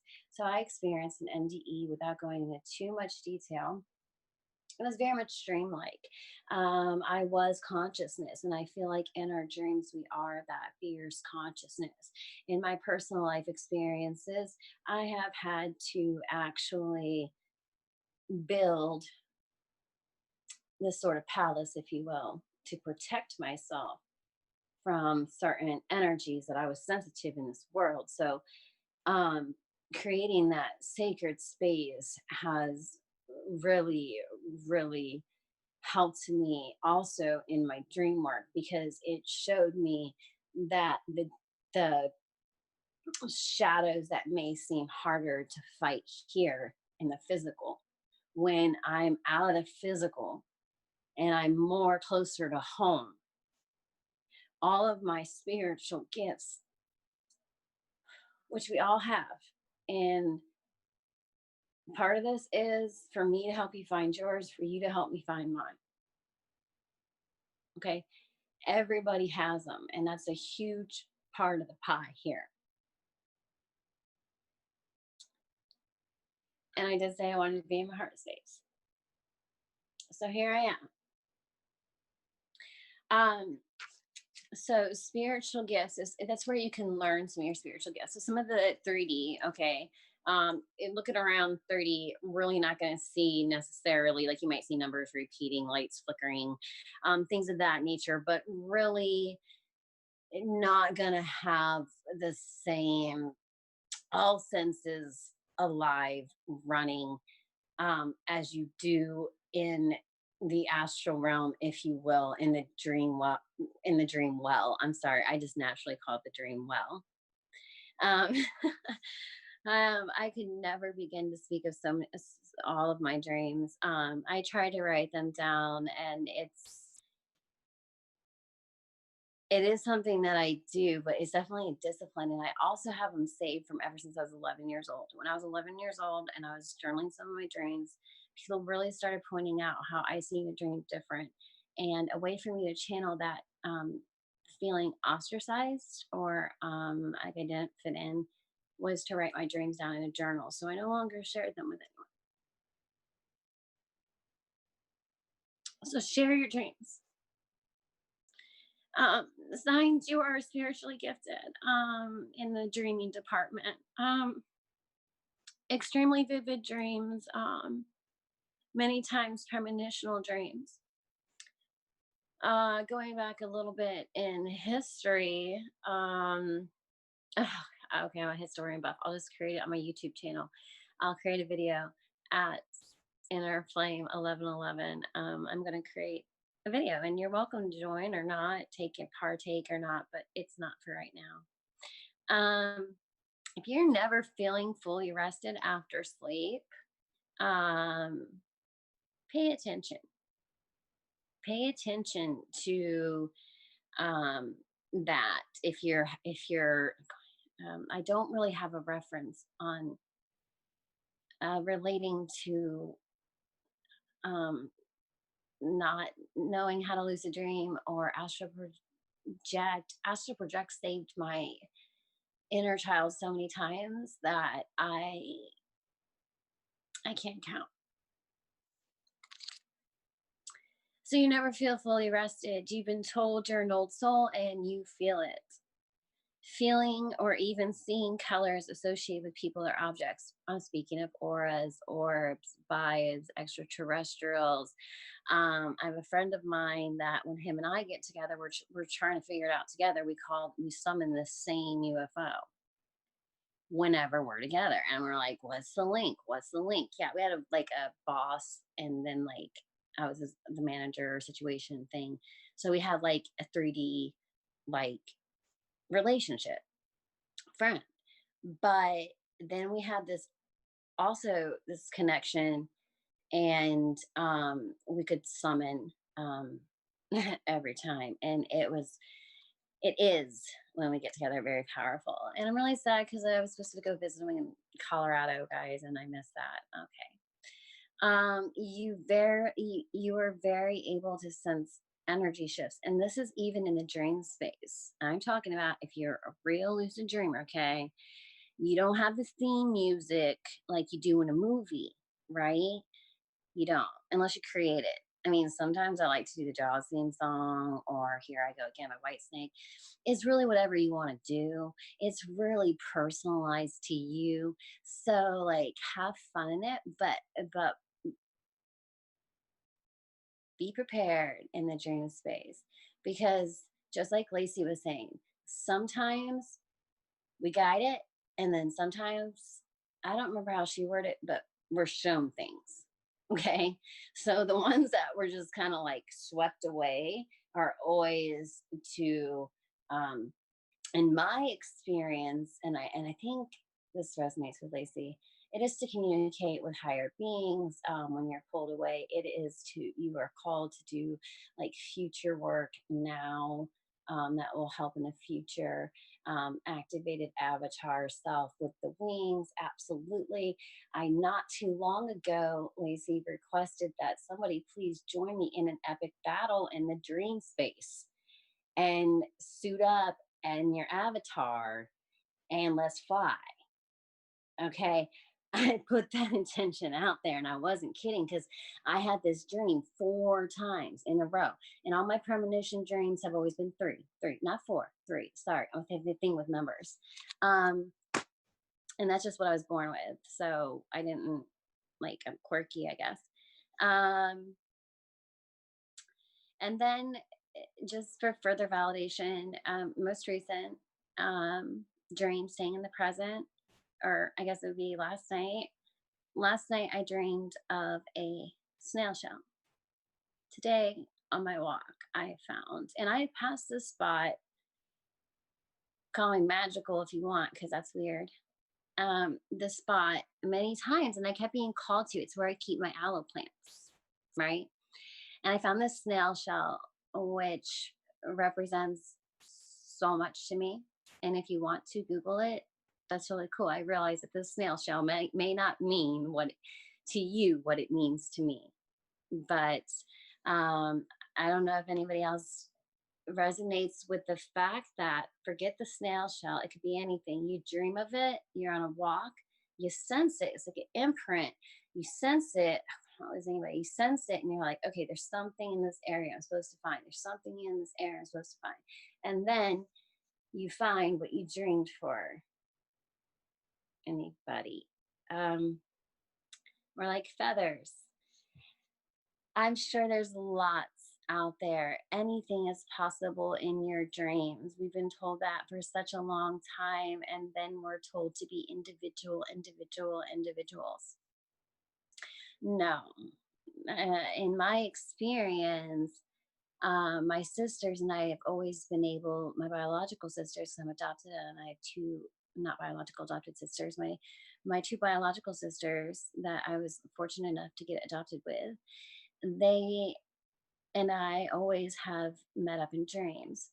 And then also my best friend, since I was 5 years old, we started doing it around the age of 11, meeting up in dreams. So then I knew it was possible at the age of 11 to have that happen. And the more engaged I become in the collective consciousness, the more further my intentions go, and the greater of a light worker I can be there too, because as above, so below. Keep the roots below and the branches above. I love you and can't wait to see you grow. Awesome. Wonderful. Thank you, Lily. Wonderful job. Thank you so much for sharing from your heart. Beautifully done. Awesome. All right.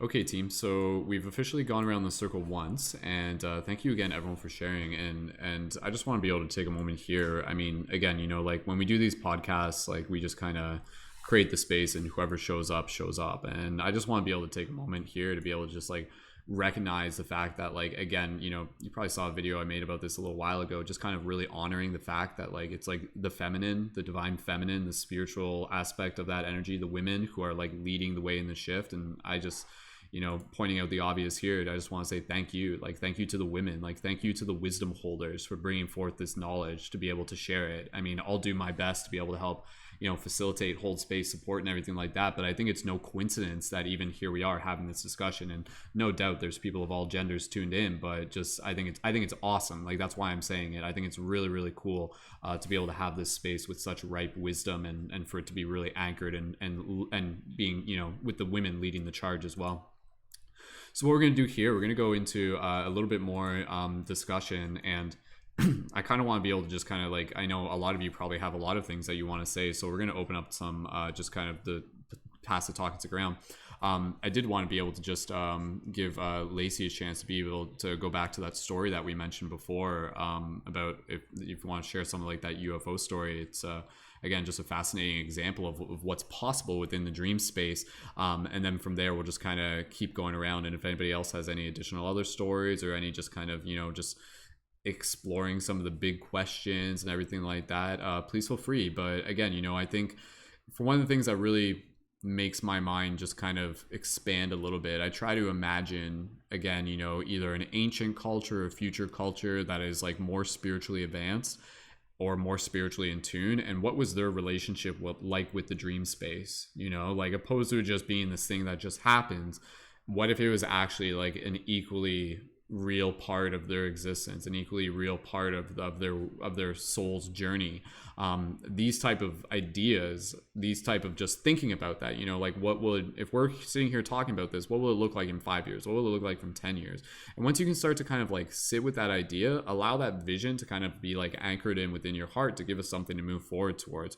Because I literally think that again, the evolution of our consciousness is happening right here right now within the discussions, and a big part of that is within the dream space. And another part of that is again kind of like this idea of starting to make quote unquote contact with intelligences and entities that exist beyond or outside of our known dimension. And if you want, you can check out the past podcast we did all about UFOs and the shift in consciousness, and we were talking about like summoning UFOs and extra proto-dimensional beings and everything like that. But again, even within the dream space, we're having these experiences, these encounters, and a lot of them, they may be brand new, but they can also be deeply rooted within our souls, within our soul's story. And again, I like to think that many of us are, even though we're in a process of learning a lot, it's also this process of remembering. And perhaps each of us have already lived, like in other dimensions, in civilizations where dreams have kind of been a much more prominent part of this reality. And here we are kind of returning back to that knowledge. And again, within the dream space, we have the chance to be able to experience things that may feel like otherworldly, but we're actually like anchoring in some very real realities, and I think being able to share those stories is incredibly important. So I'm going to pass it over to Lacey, and again, Lacey, if you want to, I don't know if it's, I mean, you've got like an entire textbook of UFO dreams. Like, my goodness, where do we start?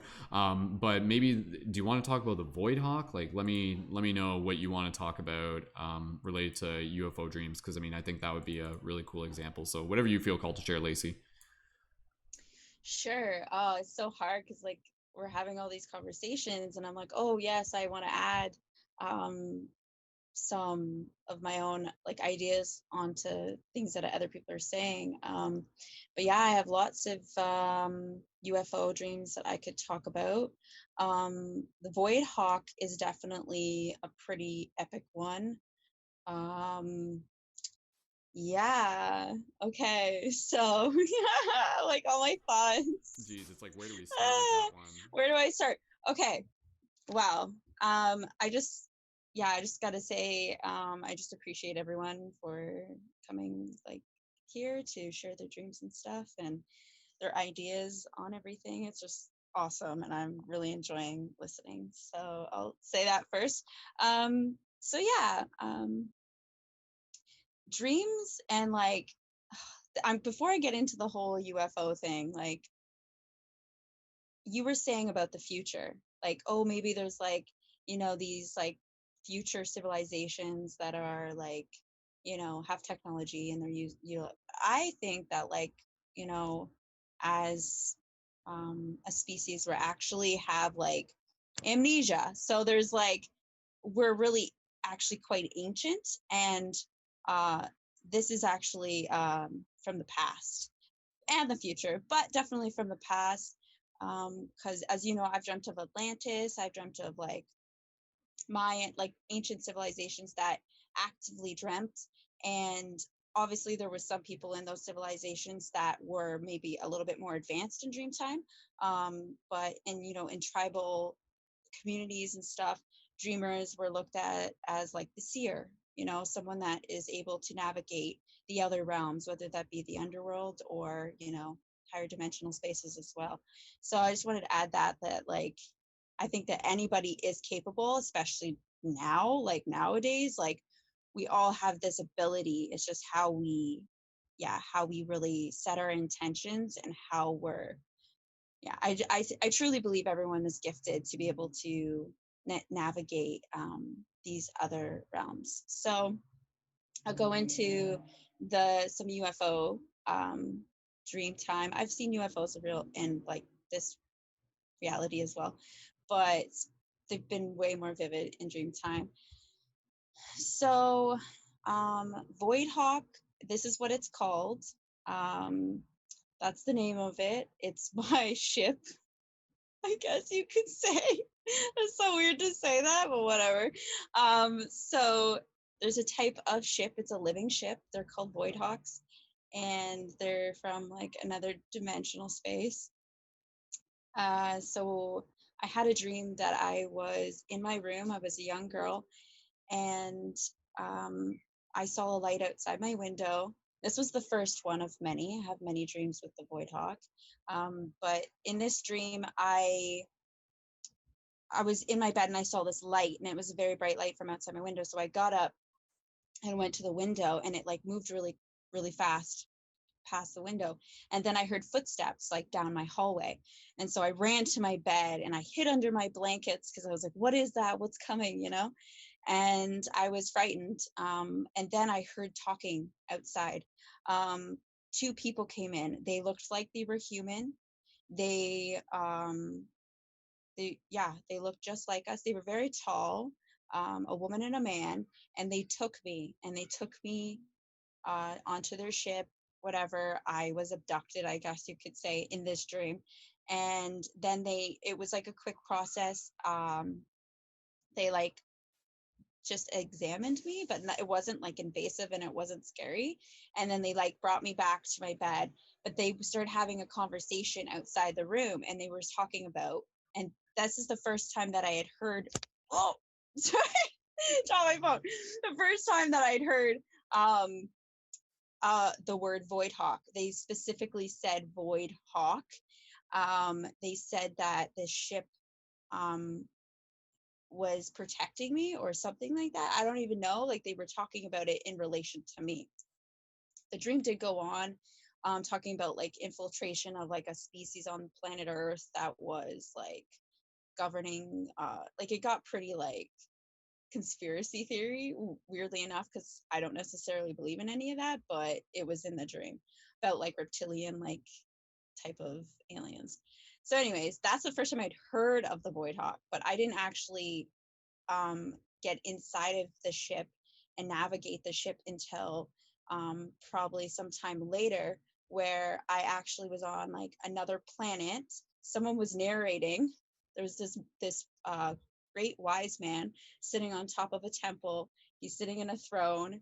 He was like a shaman or some type of like medicine man, and he was reading the story of my life on this other planet.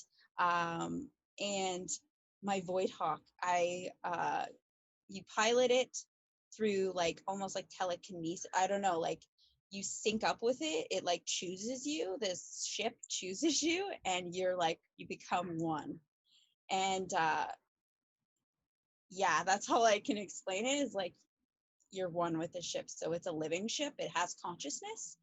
And so I've had many dreams where I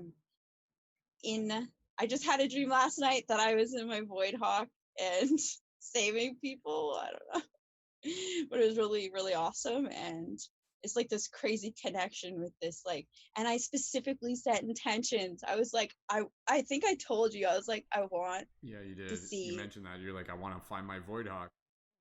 And it found me, and like, it was so crazy. I was inside of it, and it's quite small. It's not as big as you might think it is. It's like it's big enough to fit me. And it looks like it looks like a manta ray, or like kind of like, but a little thicker in the middle, and like a whale, like brownish spotted whale. It's really trippy, and it's got like almost, it looks like gills on the side of it. And and you tap into it, and it's like this like energetic like knowing. Like it doesn't have a voice, but like I named her and everything. It's a female. It's so weird. I'm saying this out loud, but it's a female, and I named her. So yeah. And yeah, and that dream was just, it was a quick one. It wasn't like too crazy, but like I was able to like use my mind to pilot her, and she flew really, really fast, and I got on top of her, and she like was able to like fly, and we like saved these people that were like, their ship was like crashing, and we we're off world. I don't know where we were, but that is one type of ship that I've been in. I've been in multiple different types of ET ships. I've been in motherships. I've been in light ships. Even like those like triangular ones, they're different. They're all different types. There's tons. Like the ones that turn on the side, like yeah, those are cool. So there's a lot. Shit. Like I'm trying to think of the two like really powerful ones that I had. Like the one with Valerie, obviously. I feel like that was the first time I'd ever been in a light ship. Like this. Like a light ship. 64 star tetrahedron. Yeah, a little light ship there. And that one was a lucid dream where I found myself in the woods. A woman approached me. She looked real to me. Like I was like, who is this woman? She said that I needed to go with her, and she had this. It looked kind of like a kidney bean, and it was metallic, and it like moved. Oh, and it defied gravity, and it spinned really fast, and it was just hovering above the ground.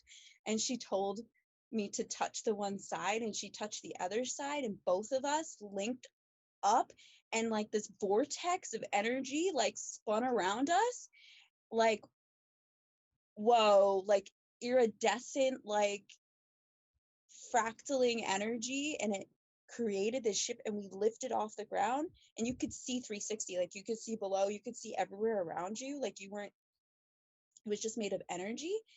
And then yeah, and then she like, you know, we took the ship, and she was telling me all this stuff about like the past, and like our destiny for the future, the human race, and like epic shit, like excuse my language, but like like really like potent stuff. I was like, whoa, this is a lot of information.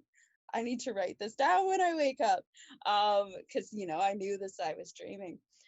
So yeah, but specifically at the end, she took me to an ice wall. So she took me to the edge of the planet, or the edge of the earth, and there was an ice wall that went like as far as the eye could see, and we landed the light ship on top of this ice wall, and we stood there, and she said, I don't have much time, and she pulled up this like interface like on her arm, like, and like all these maps, like I can't even explain the type of detail, like I did write it down, but like all this information. And she said, I have something to tell you, like this is really important, I need to tell you. And I said, okay, like I'm listening, right? And she was just saying like, not everything is what it seems, time is not linear. And she said that specifically, time is not linear. And I was like, all right. And she's like, do you have anything to ask me? And like, and I'm like, I could ask this like time traveling wizard woman anything.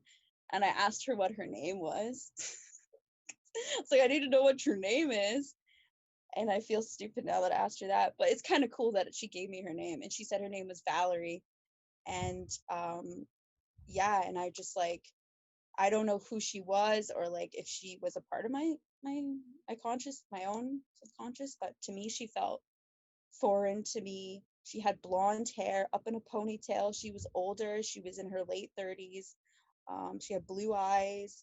Like I remember her body build, like it was crazy. Like she was someone, and she had all this stuff that she wanted to give me to share with you guys. So here I am sharing. But specifically, she said time is not linear, and like that, like you could tell that like the space that we were in was an illusion. So like, you know, we really are multidimensional beings. Like we are capable of moving outside of this vessel, and yeah, just like learning so much about ourselves, like consciousness and like the future and the past. Like it's all linked together, right? Like it's all linked together. So it's pretty cool. And Lilly, I think, was saying like dreams are a way for us, like a gift to like to know ourselves more. I think she said it like our spirituality. And totally, like I've had a dream where if say you want to know more about your purpose here on planet Earth, you can definitely utilize dreams to do that. Set those intentions really, really, like you said, Brendon, like wake up with that intention of dreaming from the moment you wake up. I do that every day.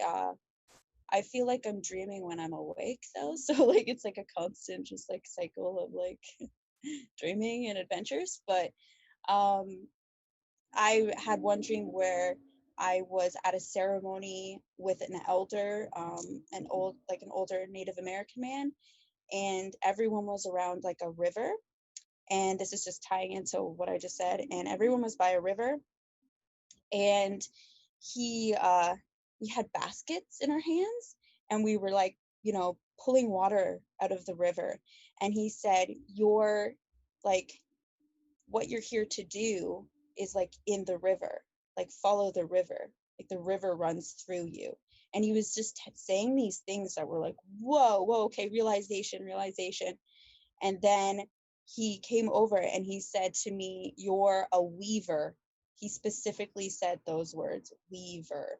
And then I just like, when I woke from it, I was like, oh, like a dream weaver. Like I'm bringing all these different parts of, you know, information, like this, you know, this grid of information, this internet, and I'm downloading and I'm receiving and I'm sharing. So that's a gift that was given to me. And if like you feel maybe you're lost right now and you don't know what your purpose is, dreams are so good for that, to just kind of almost even maybe just reaffirm, like say yes, like you're on the right path, like yes, this is where you're meant to be. And like there's just so much healing that can be done. And as fun as the multidimensional stuff is too, every dream has purpose and meaning. And I think to even the little stuff you should write down and like appreciate what comes through. So as fantastical as that is, all of them mean something. So don't be afraid to share them. And yeah, I could go on forever, obviously, but that's just why, yeah. If anyone wants to talk about dreams, I am so open anytime. Just shoot me a message. I love listening and just digging deeper and helping people just become better dreamers. So Awesome. that's it. I don't know what else to add. Thank you, Lacey. And yeah, for those interested, stay tuned. I'm helping Lacey set up her own like podcast and Patreon in the future. So if you want to hear Lacey talk about dreams on hours or something like that, stay tuned. I don't know, maybe we'll see. We're figuring it out. One thing I did just want to mention real quick, Lacey, because you were talking about the Void Hawk, and just to be able to create a little bit more context, to be able to like blow your guy, as if your minds weren't already blown enough. And I just want to be able to do this real quick. And then who am I passing it to next? Whoever quickly puts their hand up, Claire, pass it to Claire, and then we'll pass to someone after that. Okay, so the Void Hawk thing. Okay, so you guys were hearing. So it's basically this idea of like this ship that has like an intelligence. It's like a conscious being, and it interfaces with people. Now I'm just kind of sharing the like kind of something that Lacey has already talked about, but just to be able to add more texture to the picture. And Lacey, correct me if I'm wrong here, but like you had that first initial dream of the Void Hawk. At the time, you had never Google searched that word. You did not know that was even a thing. But if you Google search that word, the term Void Hawk actually shows up as like a literally what she's explaining in some sort of like sci-fi. I don't even know what it is. I think it's like I think it's a book series. I don't know. Like there's a Wikipedia for it or something like that. Lacey, have you seen the pictures of the Void Hawk online though? No, I haven't seen the pictures, but Okay, when I I looked want to up, show you a picture. you want to show me one? Yeah, I'm gonna show you a picture, Sure. and I want you to like see the picture, and I know want you to that be like, someone- "That's it. That's what I saw." Okay, hold on. I know that because when I looked it up, I was like, this is the weirdest combination of words. And I wasn't sure like if maybe other people would say that it's part of like a certain alien, like civilization or something. Because I do dream of like different types of ETs without actually knowing the type of species they are. Like I don't know actually. I have to Google and hope that someone either dreamt it or you know what I mean, or had contact with these things because I don't have a whole lot of, they don't tell me, but specifically that someone, like I heard the person outside my door say void hawk, and I woke up, wrote it down right away, Googled it, but it came up like the sci-fi thing. And I was like, okay, like, is this like now I'm wondering who this guy is. Like, where did he find this out? Because I'm dreaming of his shit and I've never read his books. Never. Like, honest to God. Swear on my life, never read his books. So like, I'm like, So what? therefore, we can only rightfully assume that both of you have tapped into something that actually Maybe exists he's dreamt outside. it too. That's what I'm I should thinking. contact him. Honestly, I should contact Right? this author. Yeah, you should be like, where did you hear about this idea? And they're like, oh, this isn't just a thing for a novel. This is actually something that's real. This is actually something that exists. And that's what it's leaning towards. Like two separate people are kind of connecting into, and that's the thing, dreams can kind of do that. But Lacey, can I show you the picture of what the Void Hawk looks like? Okay, I'm so excited. Okay, I'm gonna hold it up to the camera, and then I'll show you. I just want to be able to see Lacey's reaction when I do this, because I don't think she's seen this. Okay, can you see? Whoa! That's it, right? It does look like a manta ray. It's got the back part too. Mine wasn't blue, but yeah, the shape is totally that. Yeah, absolutely. So but mine wasn't blue. Yeah, Mine I was guess like the color brown. is irrelevant, but yeah, well, maybe they're all different colors. Yeah, because they're individual species, like animals almost. Yeah, they're animals. They totally are. And you can go inside of them. Cool. So there you go. Okay. That's so sweet. My phone's almost dead. So. Okay, well, Lacey, you can come inside when, like, if I were to like wave my hand, you could almost see it. It's like literally right there. But anyways. Okay. All right, Lacey, thank you for sharing, and yeah, we'll talk more about stuff later. So for anybody who's interested, be sure to follow Lacey on her platforms. Okay, thank you, Lacey. Bye. Okay. Okay, all right. So with that said, again, without dawdling, I'm going to pass it right over to Claire. And thank you again, everyone, so much for your patience. Again, especially those of you who have like talked like, way at the beginning, and now you've been waiting again to be able to share. I really appreciate everybody just again not only practicing talking, but also practicing listening. Claire, I'll pass it over to you. And when you're ready, go right ahead and jump in with any thoughts or anything else.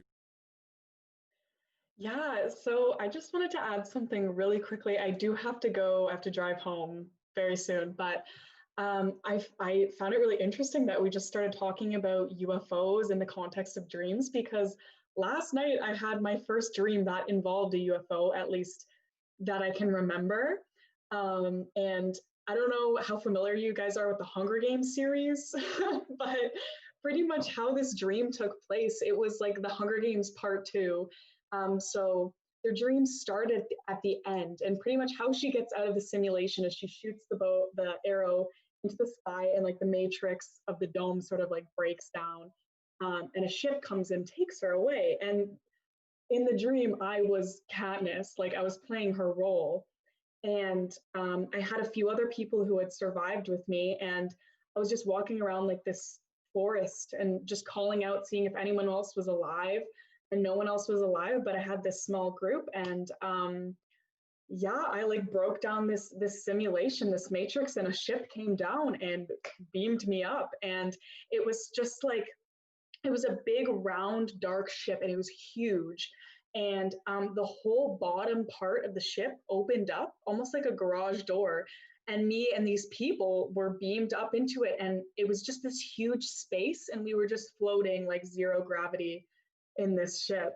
And so I think this conversation's just like came at the right time, because now I'm definitely gonna explore that more, because after hearing what Lacey was sharing, like, wow, that's yeah, I've never even like considered ships to have any significance in my dream world, but um I don't know, this conversation is just such a synchronicity right now. But yeah, that's all I really wanted to share. I do have to go, but thank you all for holding space for me and for each other.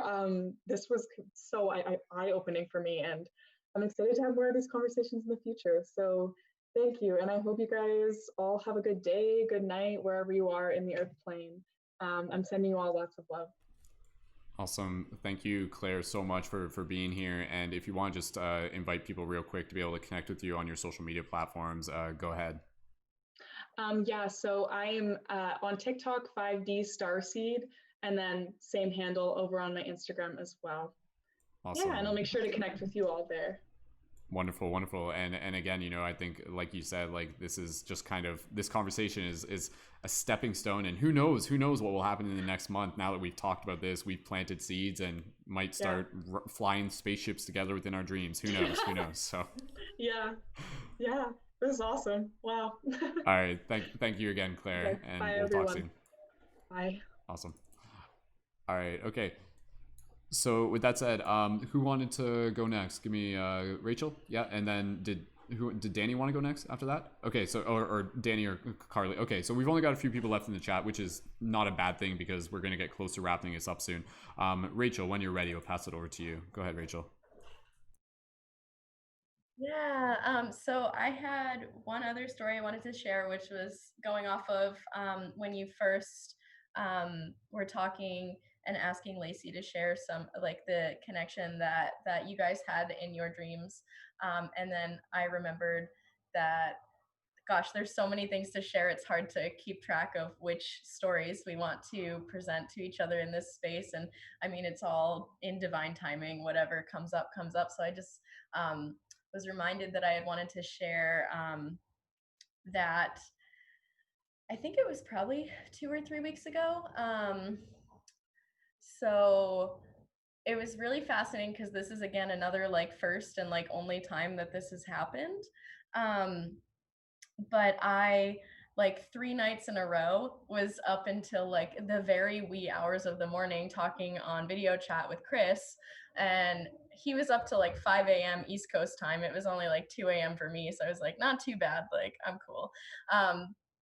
And it was like 3 nights in a row, and like I think it was the second night that we did this where we were up like all night long talking. I went to sleep and he was still talking to me in my dreams. And I don't remember anything that he said in the dream, but I just remember that like the conversation didn't end. We just kept talking. And it was just really powerful and magical. And I actually told him about it, and I feel like he was a little like jealous or like sad that he didn't also see me in his dream. But I think a lot of it did have to do with like the time difference and the fact that it was like 5 a.m. for him, and probably was like so tired that like having that dream space or dream recall was like more challenging, because I feel like timing matters when we sleep. And Carly probably knows this too from like the internal organs, the clock of the organs. Like you do need to kind of balance your body with your internal clock and following the cycles of the body, and sleep is very important. From like 10 p.m. you want to be asleep by 10 p.m. and sleep until like 7 a.m. 6 or 7 a.m. depending on the season too. That will change depending on the season. And obviously more sleep in the winter, less sleep in the summer, but like timing really does matter in terms of like how you and your body and your consciousness respond to sleep. So just another bit of advice for anyone who is also struggling with just dream recall or having lucid dreams: going to bed earlier can definitely help with that. I've found anyway, at least in my personal experience, the later I stay up, the more tired I am when I go to bed. It's almost certain that I'm less likely to remember my dreams when I wake up in the morning. And I think that's why, for me, marijuana has a big impact on that, because it makes me so tired. And so then I'm just tired when I wake up in the morning and I don't remember anything. So, and then also that was sharing that dream experience, which was so powerful because it was literally like, did I even go to sleep? It was one of those moments where I was like, did I actually go to sleep, or were we still talking all night? I don't know.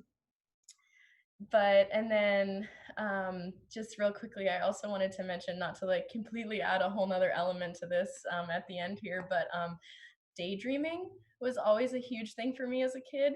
And like actively flexing your imagination in your waking hours can also help bring about more of that imaginative space in your sleep space.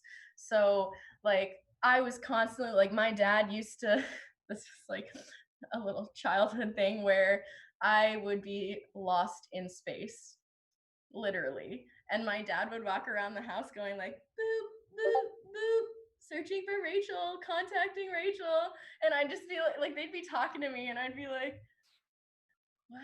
Like just completely gone, and then have to bring myself back to the present moment, which is why like I find now, as I work on presence and grounding and being very much in my root chakra, I do find it more challenging to connect to that space. But I realize that that's really important for me because I did spend such a long time disconnected with this physical reality, that my whole childhood was very much this very active dreaming throughout the day and night.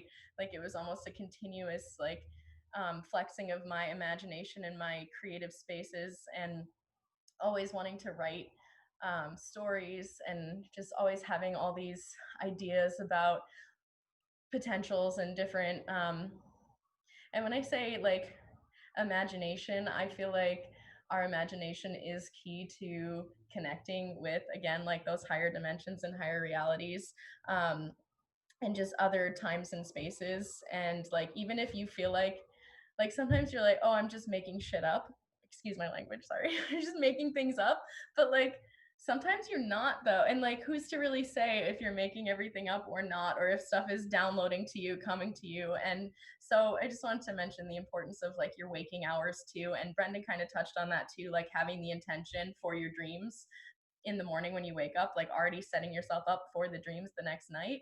And yeah, just kind of like, we are all dreamers, and just remember that this is all a dream, is it not? So just being mindful of how we are in our day-to-day activities and letting your mind wander. I don't think it's a bad thing at all. I think it's pretty magical when your mind can just wander and be free, kind of like the, are you guiding or are you being guided? So allow your mind to open up to all the possibilities and let source guide you where it will, and don't try to like pull yourself so deeply back into the present when you have the ability to detach and go somewhere else, even during the day when you're awake. So but yeah, thank you again for holding this space, Brendon, and allowing us all to have this conversation tonight. It's been wonderful. I love you all, and I love hearing everyone's stories and dreams.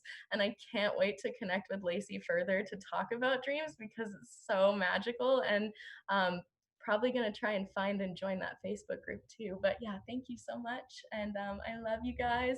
And yeah. Wonderful. Thank you, Rachel, for sharing your stories and your excitement. And yeah, we'll keep rolling through with the broadcast. And as you can see, Lacey is now teleported next to me. Where'd she come? Like she flew here on a UFO or something like that. Huh? So, anyways, like I said, I just want to be able to give people a chance to be able to add any additional thoughts. We've got Dani and we've got Carly still here. If you guys do want to be able to mix in some practical tips, and we also have Felicia, some practical tips and suggestions for, again, keeping in mind that there are going to be people here who are brand new to the spiritual journey. Please feel free to give them any advice that you might give a younger version of yourself if you want to approach it from that manner.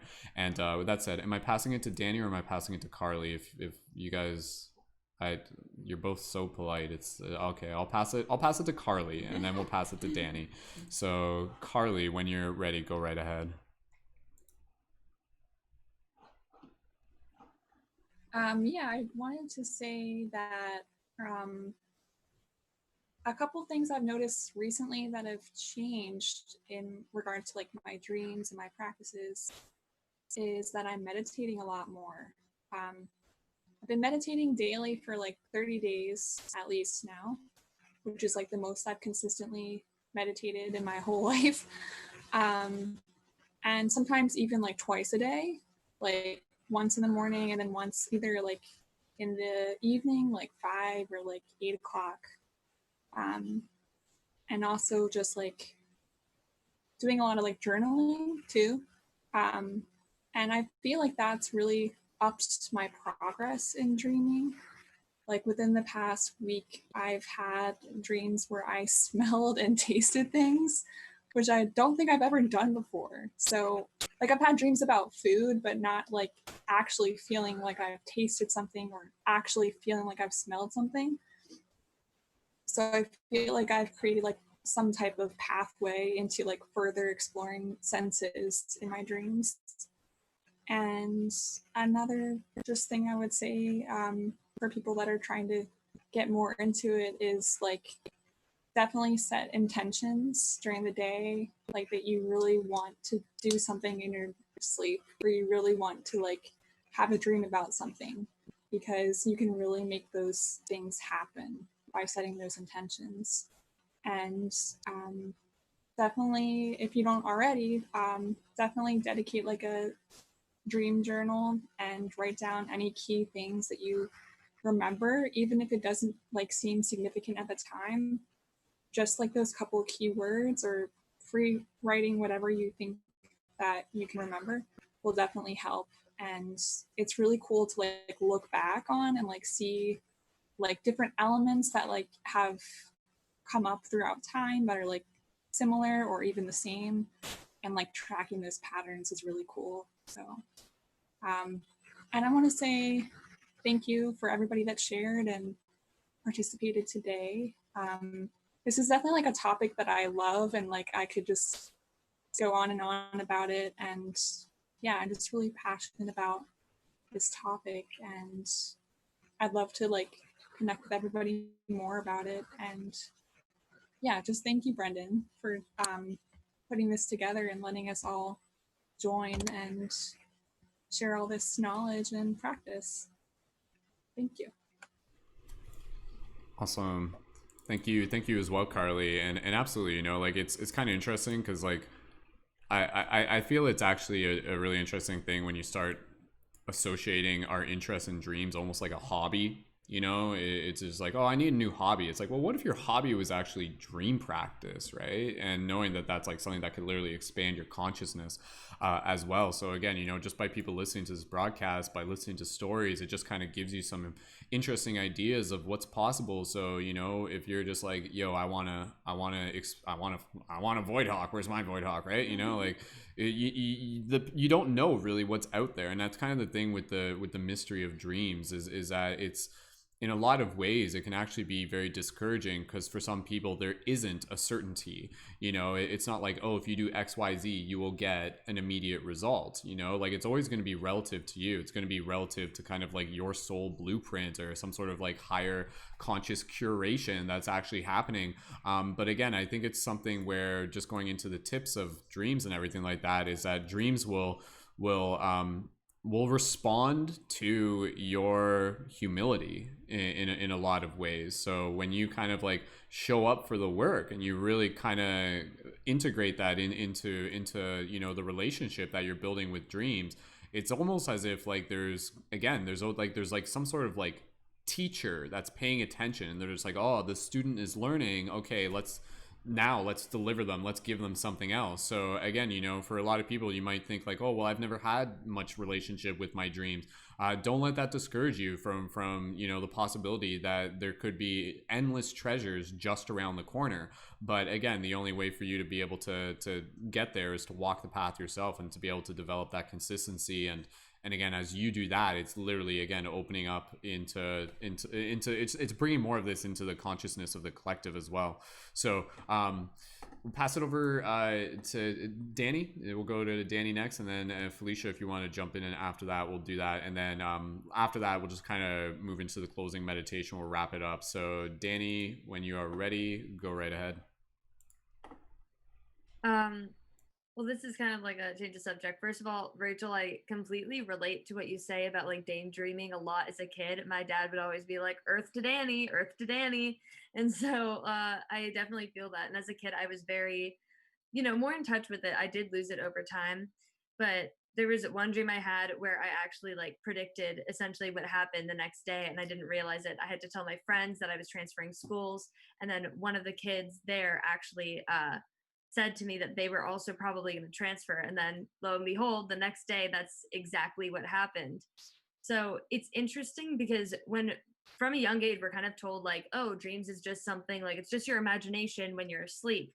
And you're kind of told to dismiss it in a lot of ways. But then at the same time, there's a lot of really unexplainable, not just feelings or just intuitions that it's more than that, but in a way like evidence or like coincidences that are too crazy to just be coincidences. The craziest example I have is my mom one night had a dream. I can't even remember exactly what it was, but she was like pregnant with an alien baby and had to give birth to it. And she was like running away from something. And she told my dad about this dream. And she was like, it was so weird and so bizarre. And then my grandma, who was staying in the house at that period in time, was telling my mom about this book that she had read, and it was about a woman who was pregnant with an alien baby. So it's like, even if it's just her subconsciously picking up on what was being read, there's information that's given to us in dreams where regardless of like what your personal perspective is on it, like there's something real there. It's not just like a place where our imagination goes. And I've also realized since diving into spirituality more, I'm taking an online intuitive healing class, I've realized that imagination is the key to spirit a lot of the time. Like for me, that's how I've learned how to connect to spirit, is through my imagination and by allowing myself to receive messages and just picking up on what comes in. And I feel like dreams are a place where we can very easily do that. So I think it is like awesome to keep a dream journal because you can actually pick up on messages that have been given to you that you don't even realize were necessarily given. If you write it off as just a dream, then you're gonna likely miss out on a lot of opportunities to better understand yourself or the nature of reality as you see it personally. So yeah, that's mostly what I have to say on that. That's awesome. And Dani, again, just kind of getting close to the end of the broadcast. Any other just kind of, I mean, you did kind of share some suggestions and insight there. Any other practical tips, like things that have helped with you? You're mentioning even just kind of over the last couple of months, how it's kind of changed. What's kind of been working for you if you want to share? Primarily it has just been keeping a dream journal and writing it down every night that I remember my dreams. Since doing that, because I started off by only remembering like, oh, like I remember there was a color purple or there was this person, or I'll remember like just one frame of the dream. And just by writing down the little tidbits that I do remember over time, I started to become remember my dreams more and more, and then eventually get to the place where I really felt present in my dream rather than just kind of like remembering faint points of it. So the more that I have written down my dreams and recorded them, the more that I have been able to actually, have some level of awareness in them. Whereas I hadn't had that kind of awareness since I was a kid, since I was in middle school, probably. Awesome. Yeah, absolutely. Again, the dream journal, as simple as it sounds, is a cornerstone, is a fundamental pillar to being able to develop the dream practice. And for those of you who may be new, you might just be thinking, well, why? If anything, think of like the dream recall as like a muscle, and it's something that you build. So that's where, again, you get into the idea of, oh, wait, I woke up, but I don't remember anything. But if you can kind of create the space to really just kind of like sit there and really just kind of like create that opportunity in the morning where you don't get up too fast. Like this is, again, integrated relative to the dream journal, where you really want to be able to get good at waking up. Like for example, like don't just wake up and go to the bathroom right away. Because literally, like when you first wake up, the connection between yourself and the dream space is very fragile. It's very delicate. It's like kind of like this cord, and if you get up too fast, it kind of pulls the cord out. It kind of like disconnects the signal.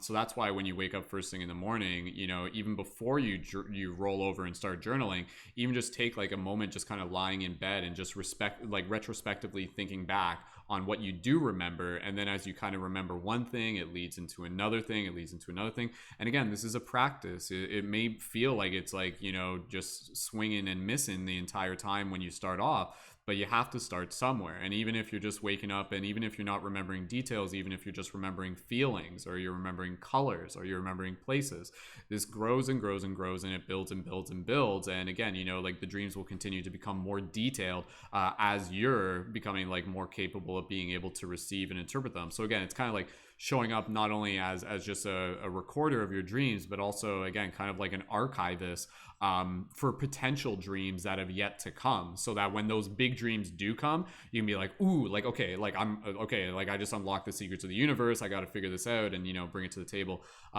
Lacey, obviously any thoughts just kind of related to dream journals, or any other practical tips you just want to be able to share? Just yell into the microphone. Where am I yelling? Right here, you're good. Just here? Oh, okay, sure. Yeah, I think everybody here is definitely like got it figured out. Dream journaling is one of the best ways to help build your recall and help with making it more vivid, as well as looking back, tracking. If you're gonna want to make this a practice, definitely become a dream keeper.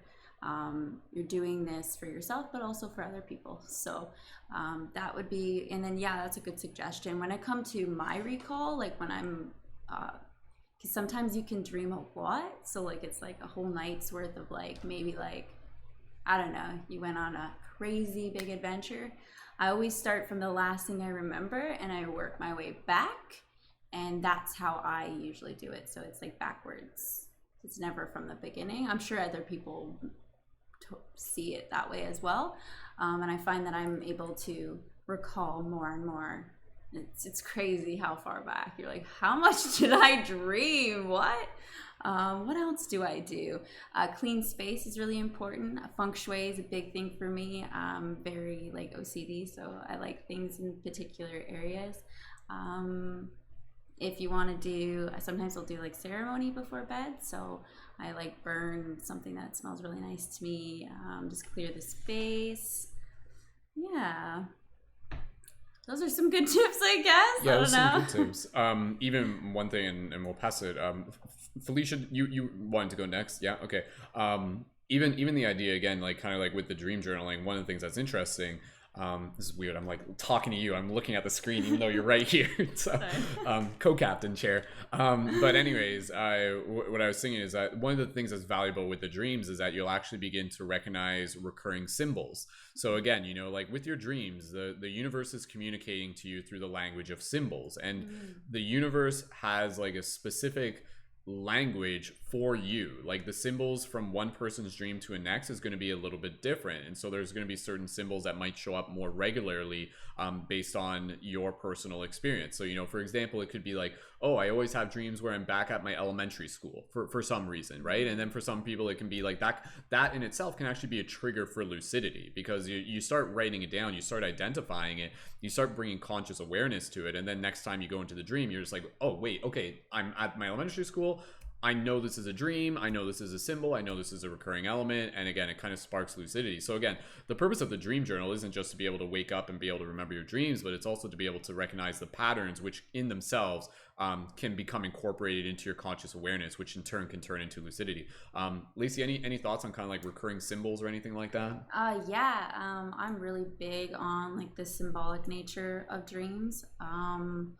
And yeah, I would say definitely they can be different for people, but I also think that there's this almost primordial understanding. That makes sense. So there's archetypes that kind of overlap that everyone dreams of.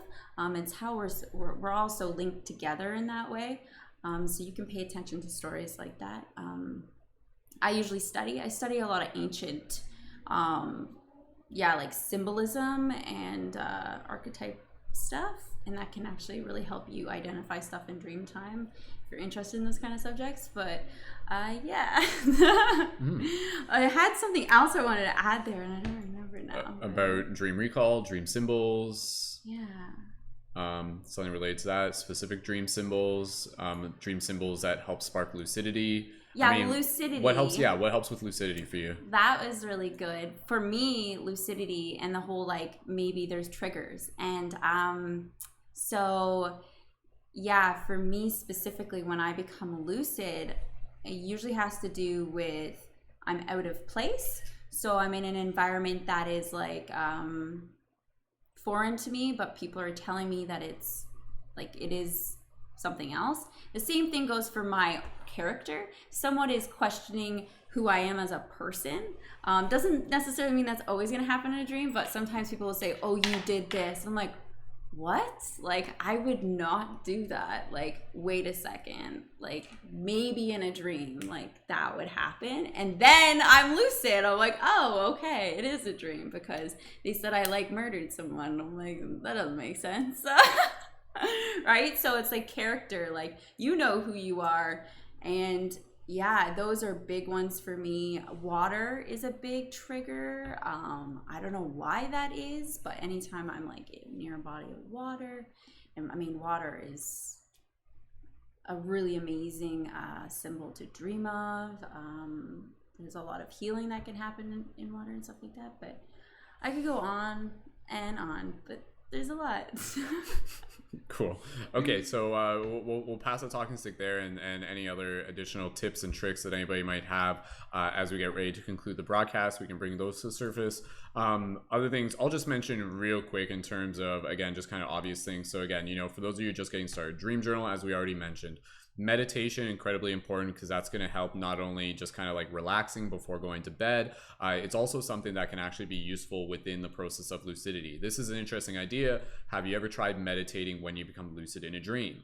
Like that like kind of like takes it to another level. There's literally kind of like dimensions within dimensions. Usually when people go lucid in a dream, it can be very exciting and sometimes a little bit overwhelming in terms of the senses. Being able to just kind of acknowledge it and then be able to be like, okay, now's the time for me to just bring awareness to my breath, slow down, and that can kind of help you ride that lucidity without kind of like awakening your body.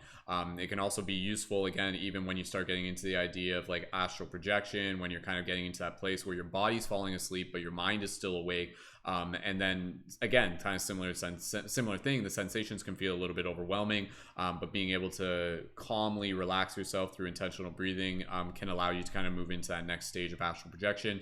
I haven't really specifically talked about that too much during this broadcast. We'll probably have to save it for another time. Other things, again, refraining from smoking cannabis will help with recall, paying attention to diet, paying attention to what you eat later in the evening, things like that. Fasting in itself can also help.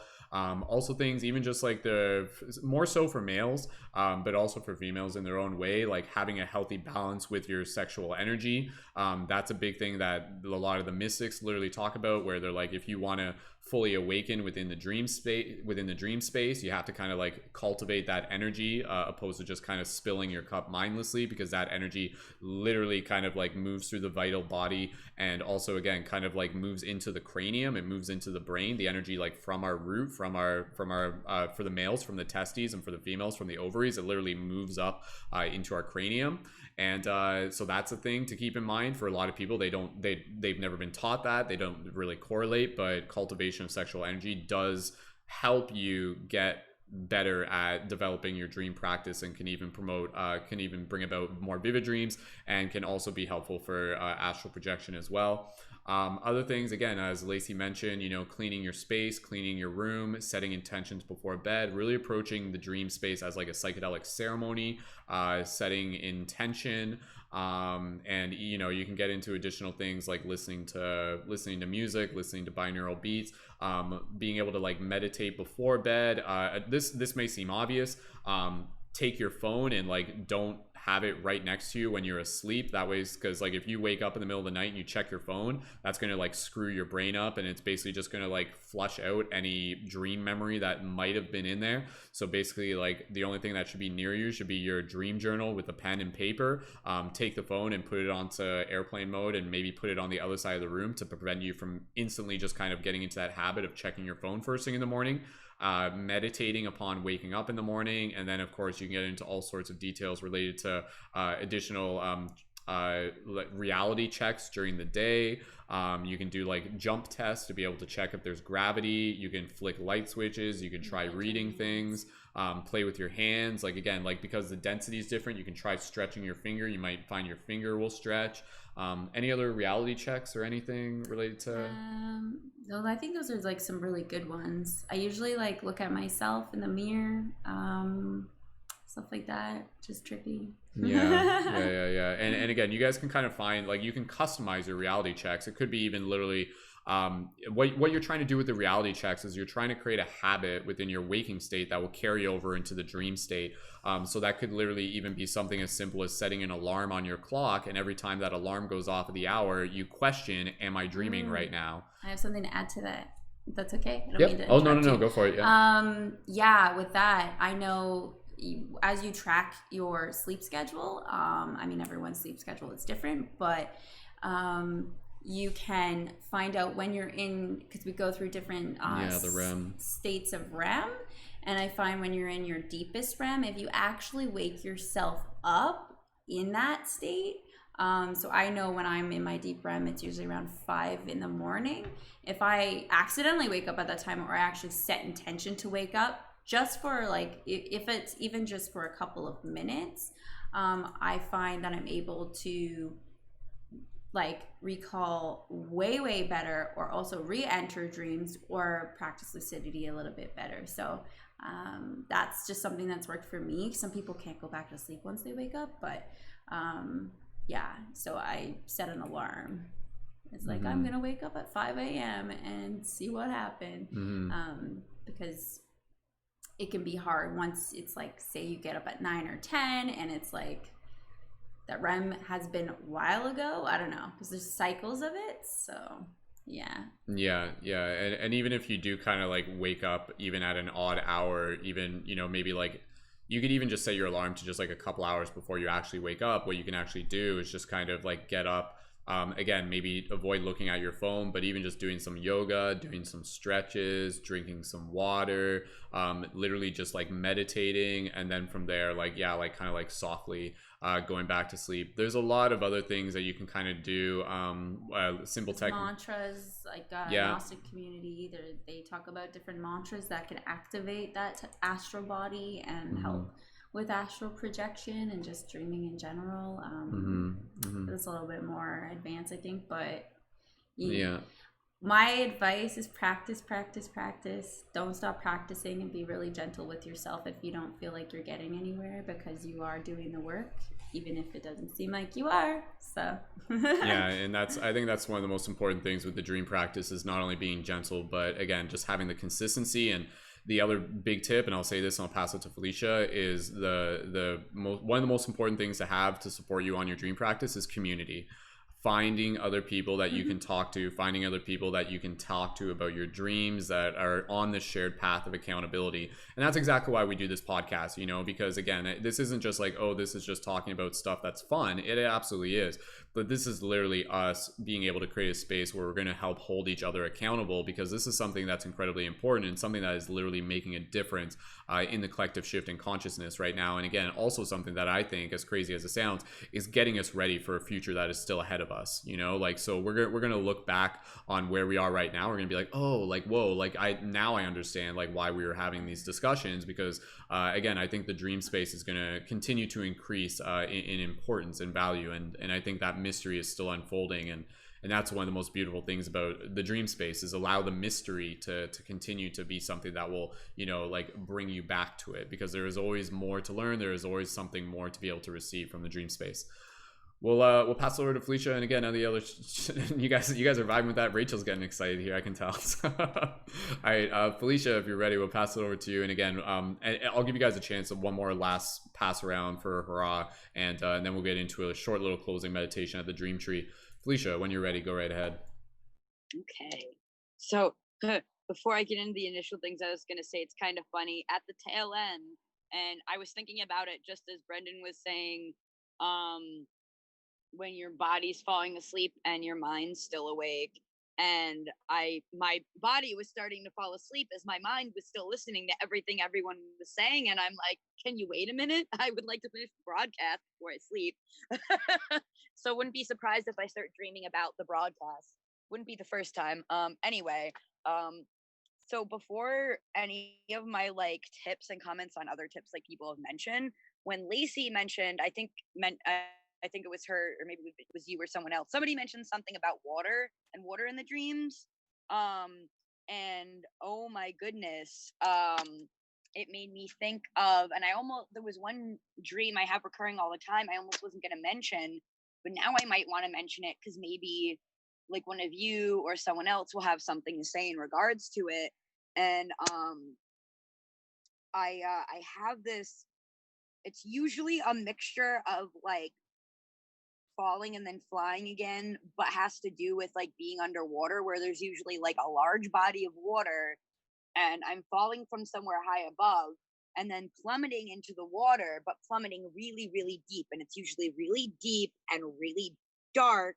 And I can't see, like, I can still see light coming through the surface, but it's really murky and I can't see like anything. And it feels like it's not just a visual thing, like I feel that too, but then I'll end up like bursting back out of the water and then like somehow flying up, and then like, and I really physically feel the fall, and that like that really deep feeling when it's, I don't know, you're being dropped from 300 feet, you're skydiving, like something like that. And it's just so like, I don't know how to describe it, but like not just bizarre. I mean, like dreams overall are bizarre. That one I've had like not just the most recurring, but the most steadily recurring dream of mine, besides maybe probably on par with the car dream and the no driver thing. But I have a lot less answers for this one. And I feel like I have some ideas and some theories, but I definitely feel I need to look into it more. And I believe it was Lacey speaking about it just called me to touch on that real quick and try to describe it. Like I'm not really sure where I'm going specifically with that, but I wanted to mention it before I just do the last little bits. I definitely noticed when I haven't like slept enough the day before, or I'm just overall super tired, like just kind of confirming a couple of the other things people mentioned, that I won't be able to dream as much. But if I'm either had been resting well, or like the whole like waking up in the middle of the night and just kind of stretching and so on and going back to sleep, and not always doing that on purpose. I'd like to try to do it more on purpose more often, but doing it kind of on accident and seeing that take effect. And also, and it's funny too, and I'm glad that you guys were mentioning about doing like ceremony and ritual before bed and doing meditation, because I put that on, where is it, on my goal. I was working with Kristen and some others on like our weekly goals, and I haven't been doing it, and that reminds me that I need to, like, might even put a little like in the evening alarm that kind of just reminds me until I get the habit, or a little, I don't know, like a post-it by my bed to just do, even if it's 5 minutes, just a little bit of meditation before I fall asleep. Obviously it's not going to always work if I'm so tired that I just fall asleep where I'm sitting. But even then, when I wake up from that, I can meditate for a bit before I go back to sleep. And I was putting that on my, like, not just for this week, but on every day for this week so I can get into the habit of trying to meditate even like 5 minutes before bed. And like definitely for dream recall too, but it wasn't even initially as much for dream recall and like lucid dreaming, but as a bonus, because just to get, I sleep, I don't have trouble necessarily sleeping, but I have trouble sleeping like restfully, and trying to do it just to help that. And then also as a bonus, finding out how much it can help my exploration in the dream world. Oh, cherries. I knew there was going to be something else I wanted to say. I see, that reminds me, I need to eat some cherries before I go to sleep tonight. I have a whole like fridge with bunches of them in there. I've heard from a lot of people, and I found it seems to help myself, although I haven't really tried to study how much it could possibly impede dreams, but I know it helps with like trying to have good restful sleep is eating cherries before bed. That's another odd one, but I think I will leave it with that. Yeah, I think I'm going to leave it with that. That's that. That's that. Beautiful. Awesome. Thank you. Thank you, Felicia. Wonderful. Okay. All right. Thank you again, everyone, so much for being a part of the broadcast tonight. I know it's been a bit of a marathon. This usually happens with these, specifically with the dream class. Like it's just like, and it's a 5-hour broadcast. Rachel, let me just take a moment here, just be able to pass over to you. Dani already headed out, so thank you again to Dani. Thank you again to Carly, who also left. And Rachel, any just kind of like closing thoughts, and then we'll just go into our closing meditation. So go ahead, Rachel. My only closing thought is that it's wonderful to have a conversation like this. This is my first time participating in any kind of dream discussion like this. And I've found that as people have been talking, like weird random little memories of little bits of dreams have been coming to me listening to other people talk about their stories and their dream experiences.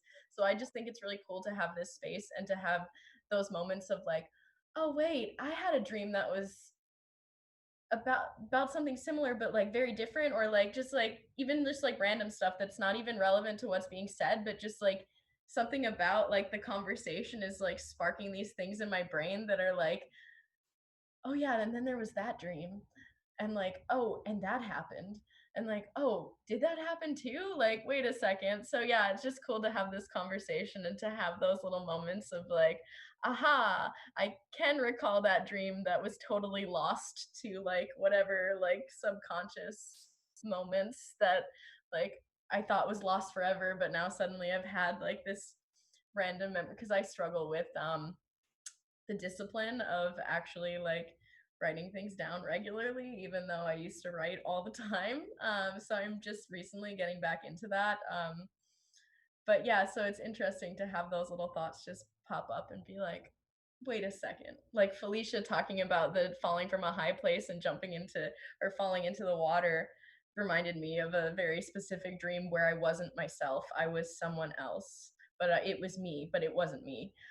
So it was almost one of those like potentially past life related dreams where I fell from a very high place into water, exactly as Felicia was describing. So yeah, just like weird little things like that that have been coming up during the conversation. And like as far as like very specific details, that's still kind of like who knows, but just like more like general things, or like even just random little tidbits. But yeah, thank you again. And yeah, I love you all so much. And yeah, have a good night, everyone. Awesome. Thank you, Rachel. Beautiful. All right. Okay. So with that said, just kind of some closing notes before we go into our little bit of our meditation, which is going to be a visualization meditation of going to our dream tree. So again, the intention for this meditation is to be able to imagine ourselves going to this shared location, which we can return to within our dreams. Before we do that, I just want to be able to invite people to be able to connect further with the community. And one of the things that's really cool about what we do is we have our private team chat. That's a Discord server. That's the name of the app. And within the Discord server, we also have the space, the channel for people to use it as a dream log, for people to be able to talk further about their dream practices. So that's specifically for leading members. So if you guys are looking to be able to be in that space of accountability and supportive community, definitely be sure to check out the Patreon so you can learn more about joining as a leading member, which is again our 11 $11 a month monthly membership, which is like super like incredibly valuable, because think of it as like an investment in yourself. And how would it feel to be able to have that supportive community, being able to just be there alongside your journey as you continue to learn more each day? So be sure to connect to the team chat. You can at least scope it out even if you're not a leading member, just by being able to connect to the link. Info is in the YouTube below. And thank you again, everyone, so much for being here. Obviously, with so much that we've talked about, I feel like we're still only just scratching the surface, or if anything, you know, it's just like the more we talk, the more there's more to talk about. It's like, oh, that gives me another idea. Like this, oh, I haven't told them about that other alien dream. So yeah, we'll definitely, again, we do this dream class. We usually do it maybe like every almost 2 months, give or take. It depends on whatever the schedule is at with everything else. But again, the podcasts that we do here are every Thursday at 8 p.m. Eastern Standard Time, and the discussion topic is released on Monday, and you can find that through the team chat ahead of time. So in terms of next Thursday's podcast, I haven't fully decided, but stay tuned for that, and no doubt it will be another exciting one. So yeah, thank you again, everyone, so much for being here, and let's get ready to move into our brief closing meditation. Before I do that, Lacey, any just thoughts or closing words of gratitude, or any message for the other dreamers out there? Go ahead, Lacey. Yeah, I mean, if you're new to this and you're here, this is like a really awesome first step, and thanks for being here. Yeah, I just love hearing everybody talk about what they're doing, their adventures, and yeah. Cool. Thanks. Awesome. All right, so wonderful. And again, be sure to connect with the featured creators on this podcast by checking the YouTube info, and you can find the links for them there. If you're watching this live, just give me a minute after the broadcast and I'll put the info in there so you can refresh, and be sure to connect there, and maybe even feel free to comment or send them a DM and be like, hey, I watch you on the podcast, and you know, go from there. So beautiful. All right, okay, so let's get into our little closing meditation. So just taking a moment here, inviting everybody to get nice and comfortable. This will be short, maybe like less than 10 minutes, because I know we're pretty tired. We're getting ready for sleep. Hooray! Awesome. But please feel free to kind of one of the ideas with this meditation is you can actually kind of like use this meditation as a story, and you can actually use this story as something to even like practice imagining before going to sleep at night, which is something that I work on doing. So again, the visualization here, I'll just tell you first before we go into it. So the dream tree, or the life tree, this is a tree that we go to within various forms of the narrative of our community. In particular, every Friday when we do our team meditation in the morning, we actually go to this same tree. And for those of you who are tuned in right now or in the future, be sure to tune in for our team meditations. And again, the Friday version is a special version that we go to the life tree, and that's at 10 a.m. Eastern Standard Time on Friday. But Monday to Thursday, myself and other leading members lead meditations. You can find the links for that through the team chat, so make sure you're connected there. So this is about basically visualizing and imagining ourselves arriving kind of like a distance away from the dream tree, and then imagining ourselves kind of like floating to it. And then basically at the dream tree, it's this beautiful iridescent tree that has like this aura and this energy to it. Imagine it as being like as magical as you can make it. Flex your imagination. Go back to that idea of daydreaming, where you're really kind of like making this into something magical. And then you're going to see other fellow shifters, light guardians around the tree. You're going to kind of hang out with them for a bit. You're going to create this relationship between yourself and the tree. You're going to hug it. Tree hugs, and then from there we'll just kind of like sit down at the tree, and then we'll return back to our physical body. So again, we're kind of like anchoring into this space, and there literally have been people in the community that have arrived at this place. And Lacey, you've had that, like you've arrived at the dream tree in your dreams and stuff like that, right? Mm-hmm. Yeah. So if Lacey can do it, then anyone can do it. So yeah, there we go. We can do it. So again, this is practice, setting that intention, and again, you know, this is about really being able to access the power of the technology of our body, the technology of our soul that allows us to be able to do this. So this is leading edge consciousness shifting stuff. So thank you everyone for taking part. With that said, when you're ready, gently find a place where you can allow yourself to sit, relax. And when you're ready, gently close your eyes and begin connecting with your breath. Soft, gentle inhales through the nose or the mouth, and soft, gentle exhales.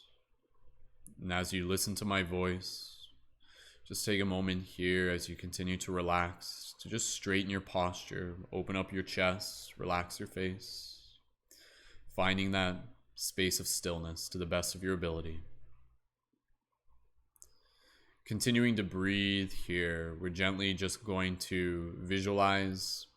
We're going to calibrate our body first. This is something that we usually do at the beginning of our meditation, very swiftly, just by visualizing a white light or a warm light at the center of your chest. And just imagine this light moving through your body, and wherever it moves to, it just allows those parts of the body to relax as you bring intention and consciousness to them. So visualizing this golden, warm light, white light, whatever color, moving through your chest, down through your arms, all the way to your fingers, allowing those parts of the body to relax. Feeling this light moving down through your torso, through your ribs, down past your hips, down through your legs, all the way past your knees, right down to your toes, allowing those parts of the body to relax. Continuing to breathe. Feeling this energy moving up through the spine, all the way up through the back of the neck, through the face, right to the top of the head, allowing those parts of the body to relax. Continuing to breathe here, nice and gently. Beautiful. From here, we'll begin imagining ourselves a bit of a distance away from the dream tree. And you can imagine this tree off in the distance. It's on a hill. And you're right now a little bit away from it. And what we are going to do is we're going to imagine ourselves arriving in the grass. So even just take a moment here to imagine the texture of the grass on your feet. Feeling a moment of just allowing yourself to connect with the space. You can feel the air. And as you look up into the sky around you, you can even imagine the sky as almost being like a nebula. You can see like the solar system around you. And so in this moment, allowing ourselves to focus our consciousness almost as like a point within our body, be it your chest or be it your third eye. And from here, gently imagine yourself slowly floating, lifting up, releasing any sort of idea of gravity, and just kind of like lifting up, oriented from that single point, be it from your chest or be it from your third eye. And from here, gently, as if you are in a dream right now, imagining yourself floating towards this dream tree, willing yourself in that direction. Feeling what this feels like to slowly and gently be moving through the air. And as you approach the dream tree, you can see it has an aura to it. It has this beautiful iridescent glow, this crystalline structure. It just looks incredibly magical. And this tree connects with the roots of this dimension and beyond. It connects with the heart of Gaia. It connects to the heavens above. And in this moment, you can even allow yourself to imagine this tree serving like a beacon and like a portal, sending out a signal to be able to call forth the other dreamers. And another thing we do is we sometimes imagine like the paradigm shift sigil floating above the tree. And the sigil for that, if you're not familiar with it, just imagine it as like a star or a beacon. And it's just kind of like this like energy floating above the tree that sends out this beacon. And so as you float towards this tree, you begin to see the other people who are there, and take a moment to just be able to acknowledge any familiar faces and slowly imagine yourself arriving and bring your feet down to the grass in front of the tree. And as you're in this space, imagining this scene, imagining it like a story, you can visualize all of these people gathered here in ceremony and community and celebration. You see people dancing, you see people working on art, you see people giving massages, doing tarot, you see people hugging, you see people even like doing like martial arts or avatar elemental bending, anything that you feel. Imagining people even drumming. It's basically like a little festival that's always happening here. Just super beautiful, beautiful vibes, beautiful people. This tree calls us in to be able to celebrate our love. And so now imagine yourself walking up to the trunk of the tree and allow yourself to look up from underneath, and you see its branches. And as you walk towards the tree, pay attention as you lift your hand up and gently touch the tree, and pay attention to the exact moment you touch the tree, and visualize and feel within your heart the details of the texture of the tree with as much detail as possible. Can you feel the bark? And as you do this, you begin to connect with the energy of the tree. And so what we're going to do now, we're just going to spend a few moments literally just being here with the tree, crystallizing it with your love, crystallizing it with your focus, developing this relationship, which will help anchor an emotional relationship between yourself and the tree, which will help bring you back to it within your dream space, within even just your meditations and your imagination. So imagine yourself wrapping your arms around the tree, and as you hold the tree in your arms, begin to synchronize your breath with the breath of the tree. So notice right now your breath begins to just kind of slow a little bit, and it's just a little bit deeper. What does the tree breathe like? Feel that within your heart. And so you can feel this like love kind of arriving within your heart. You can feel this energy moving up through the tree and moving through you and through the branches. And just allow yourself to speak with the tree and allow the tree to speak to you. Allow yourself to just open your heart to this moment, and you can pour your love into it, crystallize it with your attention. So speak to the tree in this moment and allow the tree to speak to you. What do you have to say to it? And what, if anything, might it have to say to you in this moment? Breathe here for the next little bit. I'll stop talking and just allow yourself to be in this space as you connect with this tree, as you create this emotional relationship, as you feel this love, as you feel this magic. Go ahead.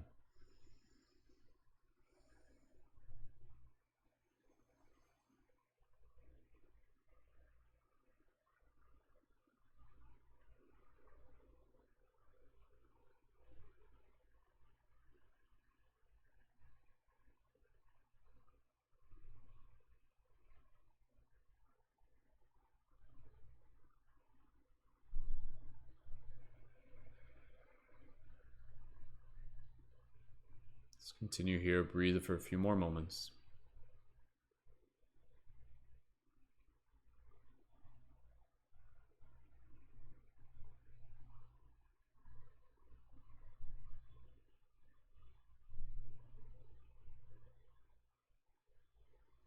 Any other words you want to say to the tree, go ahead, speak them in this moment. A message that will be sent to the tree, but also anybody else who arrives at this tree, they will hear this message within their heart.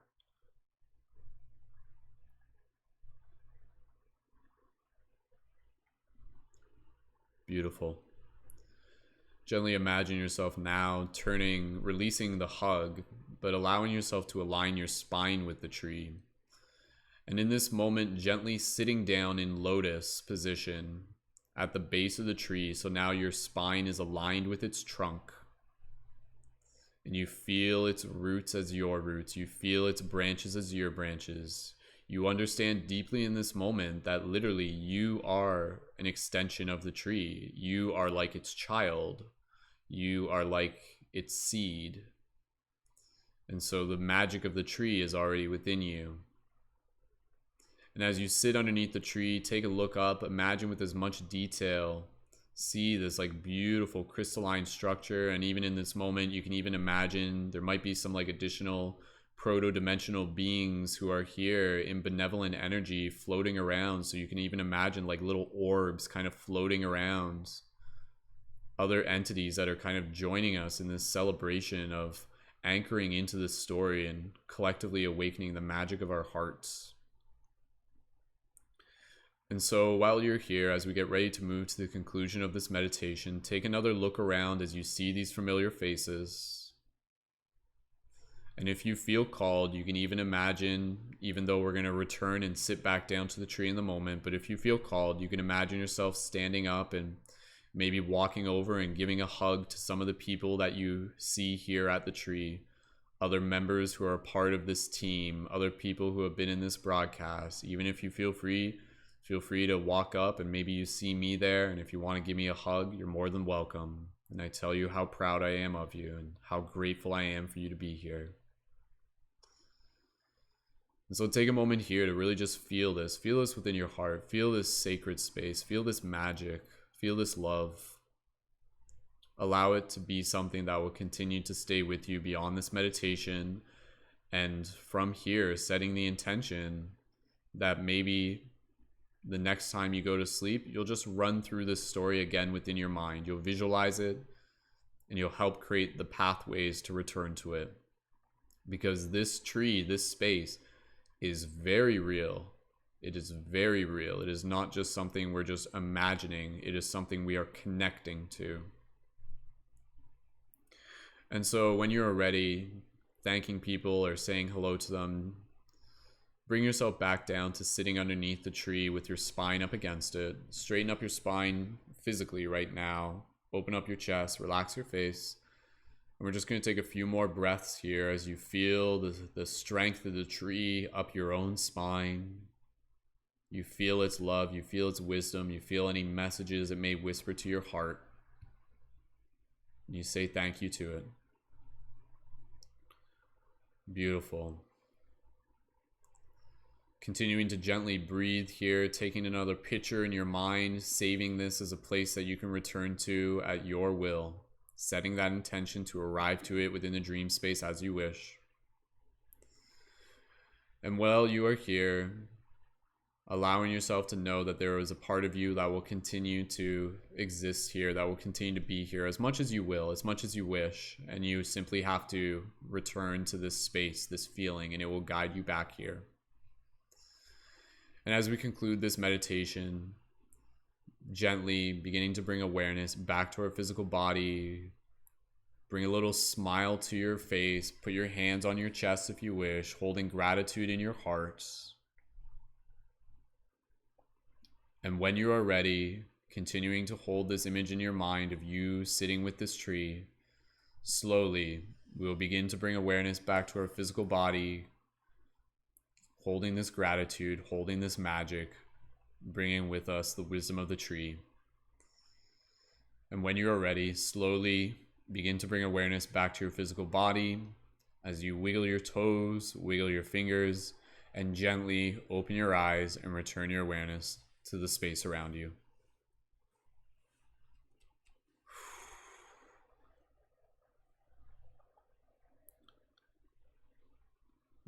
Beautiful. Wonderful job, everyone. Go ahead and gently bring yourself back to this moment. And for those of you in the YouTube chat and for anybody else, please feel free, leave your comments. How was that for you? Anything that came through, any message from the tree, any message that you had to share with the tree, feel free to leave those in the chat. And we'll just softly conclude the broadcast here in the next couple moments. Rachel, Felicia, I can pass it over to you guys if you guys just want to share real quick how that was for you. If you have any thoughts or feedback on what that experience was like, any particular visuals or anything else you would like to share, feelings. Rachel, I'll pass it over to you. When you're ready, Rachel, go ahead. How was that? Rachel's a big fan of trees, so yeah. No, I was thinking that I love that you mentioned, you said the word seed at one point in there, and I was like, that's like my meditation this morning about transforming from our seed self into our more grown self. And I actually struggled with wanting to do more of like a growing into the life tree, but then I wanted to leave it open for people to connect with whatever plant they felt called to connect to. So yeah, that was a really powerful connection with the life tree this time around. I always feel so powerfully connected to everyone when we go there, but tonight especially when you mentioned just the activities that would be happening around the tree at all times, and it just brought things so much more to life this time, where I just just felt so at home and so warm, and I just felt like this like nomadic connection with everyone, to be like, oh, we've all just like sojourned or like journeyed to this place to share our gifts with each other. And yeah, just feeling so connected. And the message I got from the tree, there was quite a few, just like nothing super cohesive in terms of like a sentence or a thought, but the big one was, remember who you are, and divine and beautiful, and just lots of feelings. I do tend to connect more with the feelings than the words sometimes. So it was definitely just a feeling of calm and peace and connection. And I actually was completely disconnected from my body this time around. So that was really special. I had to stretch a lot actually coming out of that one, because I felt like I was kind of numb, like my whole, especially my legs, but like it was all very numb. And yeah, very grounding, very rooted. Thank you for leading us to that space. Beautiful. Awesome. Thank you, Rachel. And just taking a moment here, I'll pass it to Felicia in a second. Just excuse me, acknowledging some of the comments in the YouTube chat. It's really beautiful to see the comments in the YouTube chat. There's multiple people who are saying like, yeah, you know, like I was crying. That was so beautiful. I was crying. Like literally, I didn't even ask anyone yet, and there were multiple people that are just like, yeah, I was crying, and stuff like that. But again, you know, like I think we cry, for me at least, being the Cancerian baby that I am or whatever, crap magic.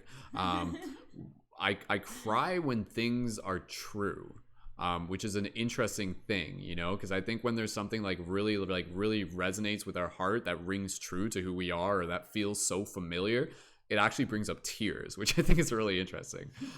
Felicia, I'll pass over to you, and then we'll pass over to Lacey, and then we'll finish off this broadcast. Felicia, any thoughts that you'd like to share? Go ahead. Yeah, I almost all of what Rachel said too, because I felt far more, what's the word, but like just there and present there, but not present here, and barely felt my body. Like I felt it a little bit, but only because I have like spinal issues that like always kind of permeate it to some level. But that was like more, I was more present with at the Dream Tree than I think possibly that I've ever been, but at least, you know, top 1 to 3 times or something. And everything, my visuals in my imagination, or in there, my visuals within my current awareness, that's better. My visuals within my current awareness were so much more vivid than before. The bark's usually pretty clear, but even that was more clear. The leaves specifically I saw more. And I struggle with that one, especially with the Dream Tree, because I always feels, you know, and it is so real, but I think of so many different trees, and now the Dream Tree for me has like been able to get a little more specific, so I'm able to kind of connect a little more. And then also like speaking of that, but also with the crying bit, like I always see most of you all pretty clearly, and I usually see and sometimes other loved ones, both with us, like in their human bodies, or that have passed on in that way. And normally I do be there at the Dream Tree, and like I often do, but right now I have not just a stone that like it makes me think of him, but it's the one I have that was from his collection that I bought as part of the fundraiser as a memorial thing. And it's a really good like hand stone, worry stone, with how it just fits in my hand. And I was holding it, and that time, the moment I saw him, and like he like put his hand on my shoulder or something, and it the crystal started buzzing like physically, that I could feel in this body, like not even at the Dream Tree. I felt it in my hand, even though I didn't really feel the rest of my body. I felt it buzzing at that point, and then I just started crying, but it was like good crying. But I still did, and that was just that was beautiful. And it was also really cool too. Right before we did this whole thing, like literally I was in the woods, and my mother was like, your phone's telling you to get ready, and I'm like, oh no, it's 1:15, I gotta go, because I was looking for a wand stick in the woods and going out to hug the trees, and was even like like besides feeling them deeply, feeling the energy in my heart, I was even giving some of them like a little kiss, like, mwah, love you tree, love you tree. Like some of the ones I don't know I connect with more. And then I mean, I knew we were gonna probably, visit the dream tree with the dream class broadcast as we usually do with these, but that just made it extra special, and I didn't really do that on purpose. That's just how like timing ended up today, and I found out that was really awesome. And I think that's it for now. Awesome. Thank you. Thank you so much, Felicia, for sharing. That's beautiful to hear. Wonderful. Yeah, like I said, we're just gonna get close to wrapping it up. Lacey, how was that meditation for you? Anything you want to share? Go for it. Excuse me. Yeah, it was really beautiful. It's interesting to see that other people said they hugged Rachel, because so did I. So that's funny. Oh, cute.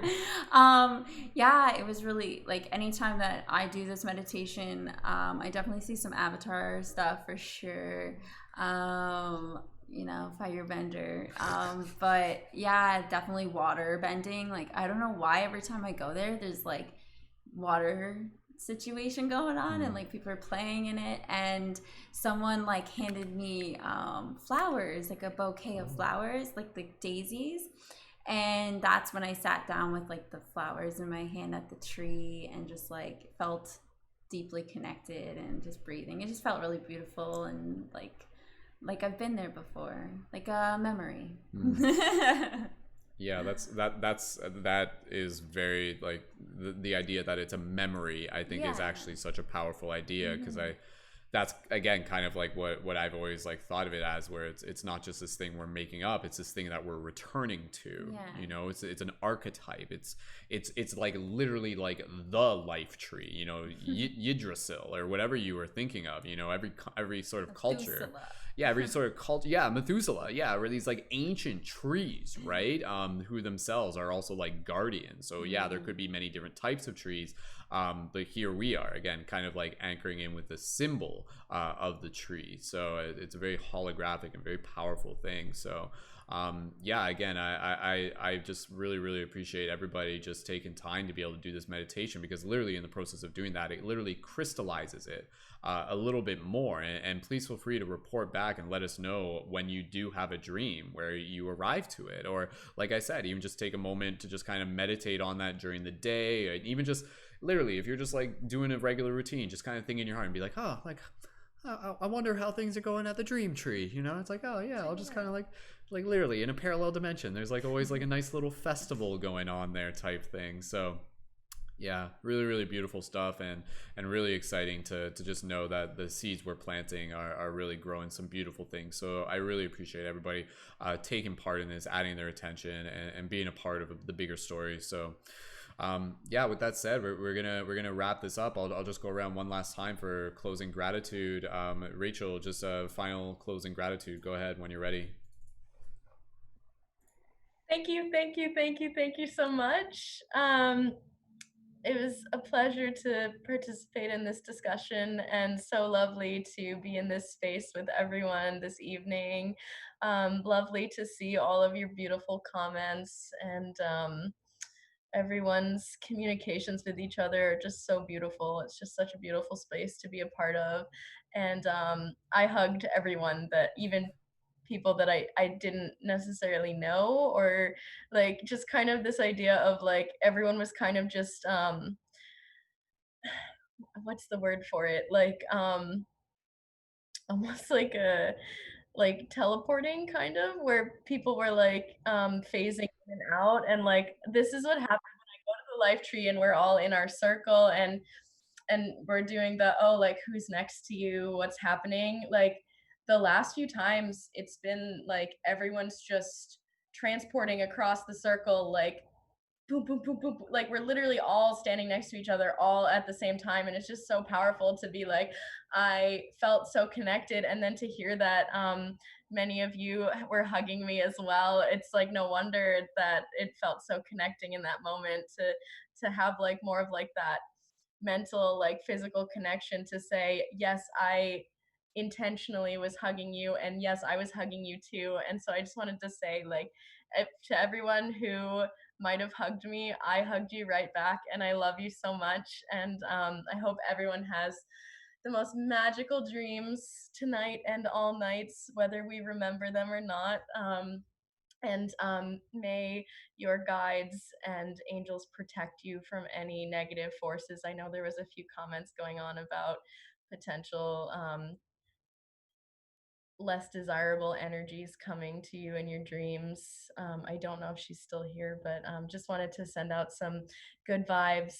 Just remember to ask for protection from any guides you might resonate with or connect with, any spirit guides or anything like that. If you ever feel unsafe in your dream space, just know you are safe and you are loved and you are protected.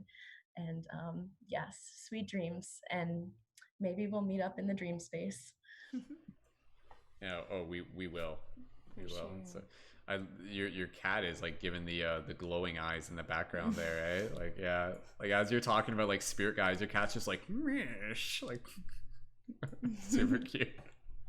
All right, beautiful. All right, awesome. Hugs for everyone, 100%. Hugs for everyone. And like I said, this is the best birthday party ever. So every day is a birthday party when we make it. So all right, Felicia, closing gratitude. When you're ready, go right ahead. Yes. Definitely a quick bit there with hugging Rachel. I forgot to mention that I cried too when I hugged you, Rachel, at the Dream Tree, and felt the same feeling in my heart as I feel like when I connect with like a tree in this reality, or like when you send your long distance like Reiki. There's a couple times I've heard you say that, you know, you're sending some, whether it be like to the group, or like one or two times I was like speaking of something and I caught it in the chat, and it felt exactly the same. And just that heart connection just opened up emotions, and I was just like crying out of sheer emotion that wasn't necessarily one thing or the next. And I found that really beautiful, and I'm really grateful for that, and grateful for how clear this Dream Tree bit was, let alone this whole broadcast. And it's something that I knew I needed right now with everything I'm seeking, all my dreams I've been having, questions both recent and past. But it's one of those things that I didn't realize how much I needed it truly until it happened. And then it was like, I thought I needed it this much. And it's like, oh, okay, I'm going to get this much. And apparently I needed it that much.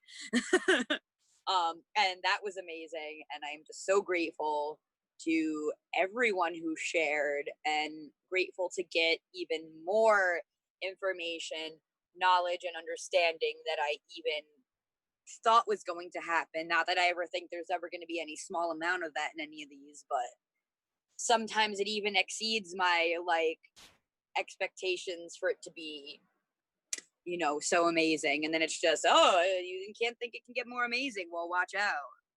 And it does. So that's that. I'm grateful for you all and us all being here, and I love all of you.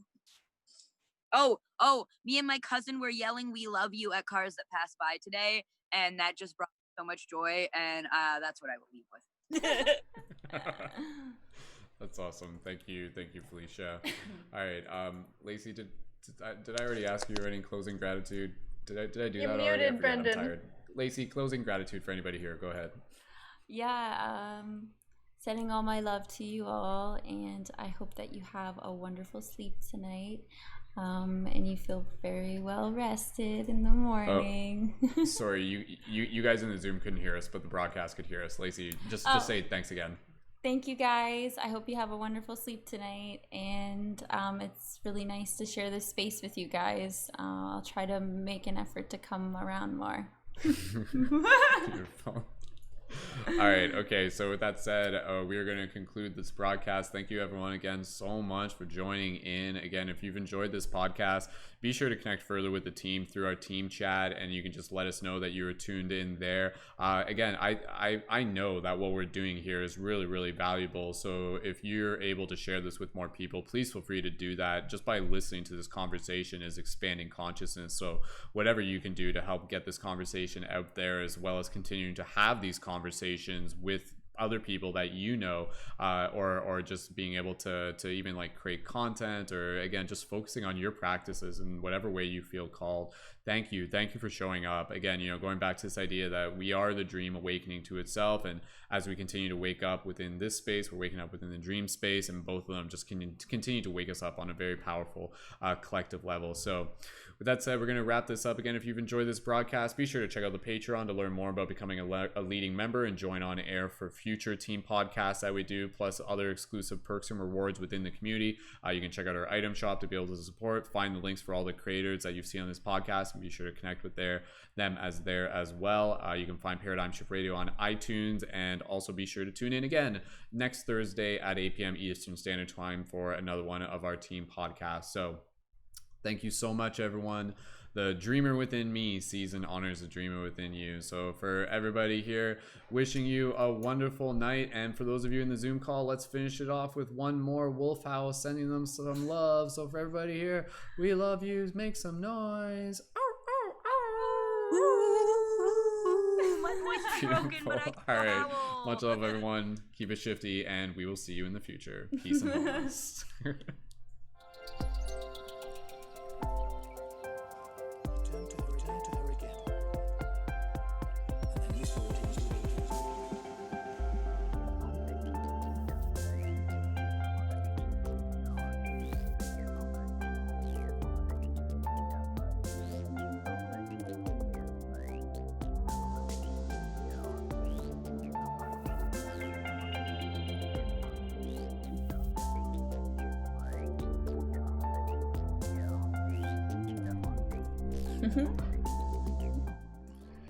Thank you again to Dani Leonardo, whose music is featured at the beginning and end of this podcast. Be sure to check out more of Dani's work in the YouTube info below. Thank you, Dani.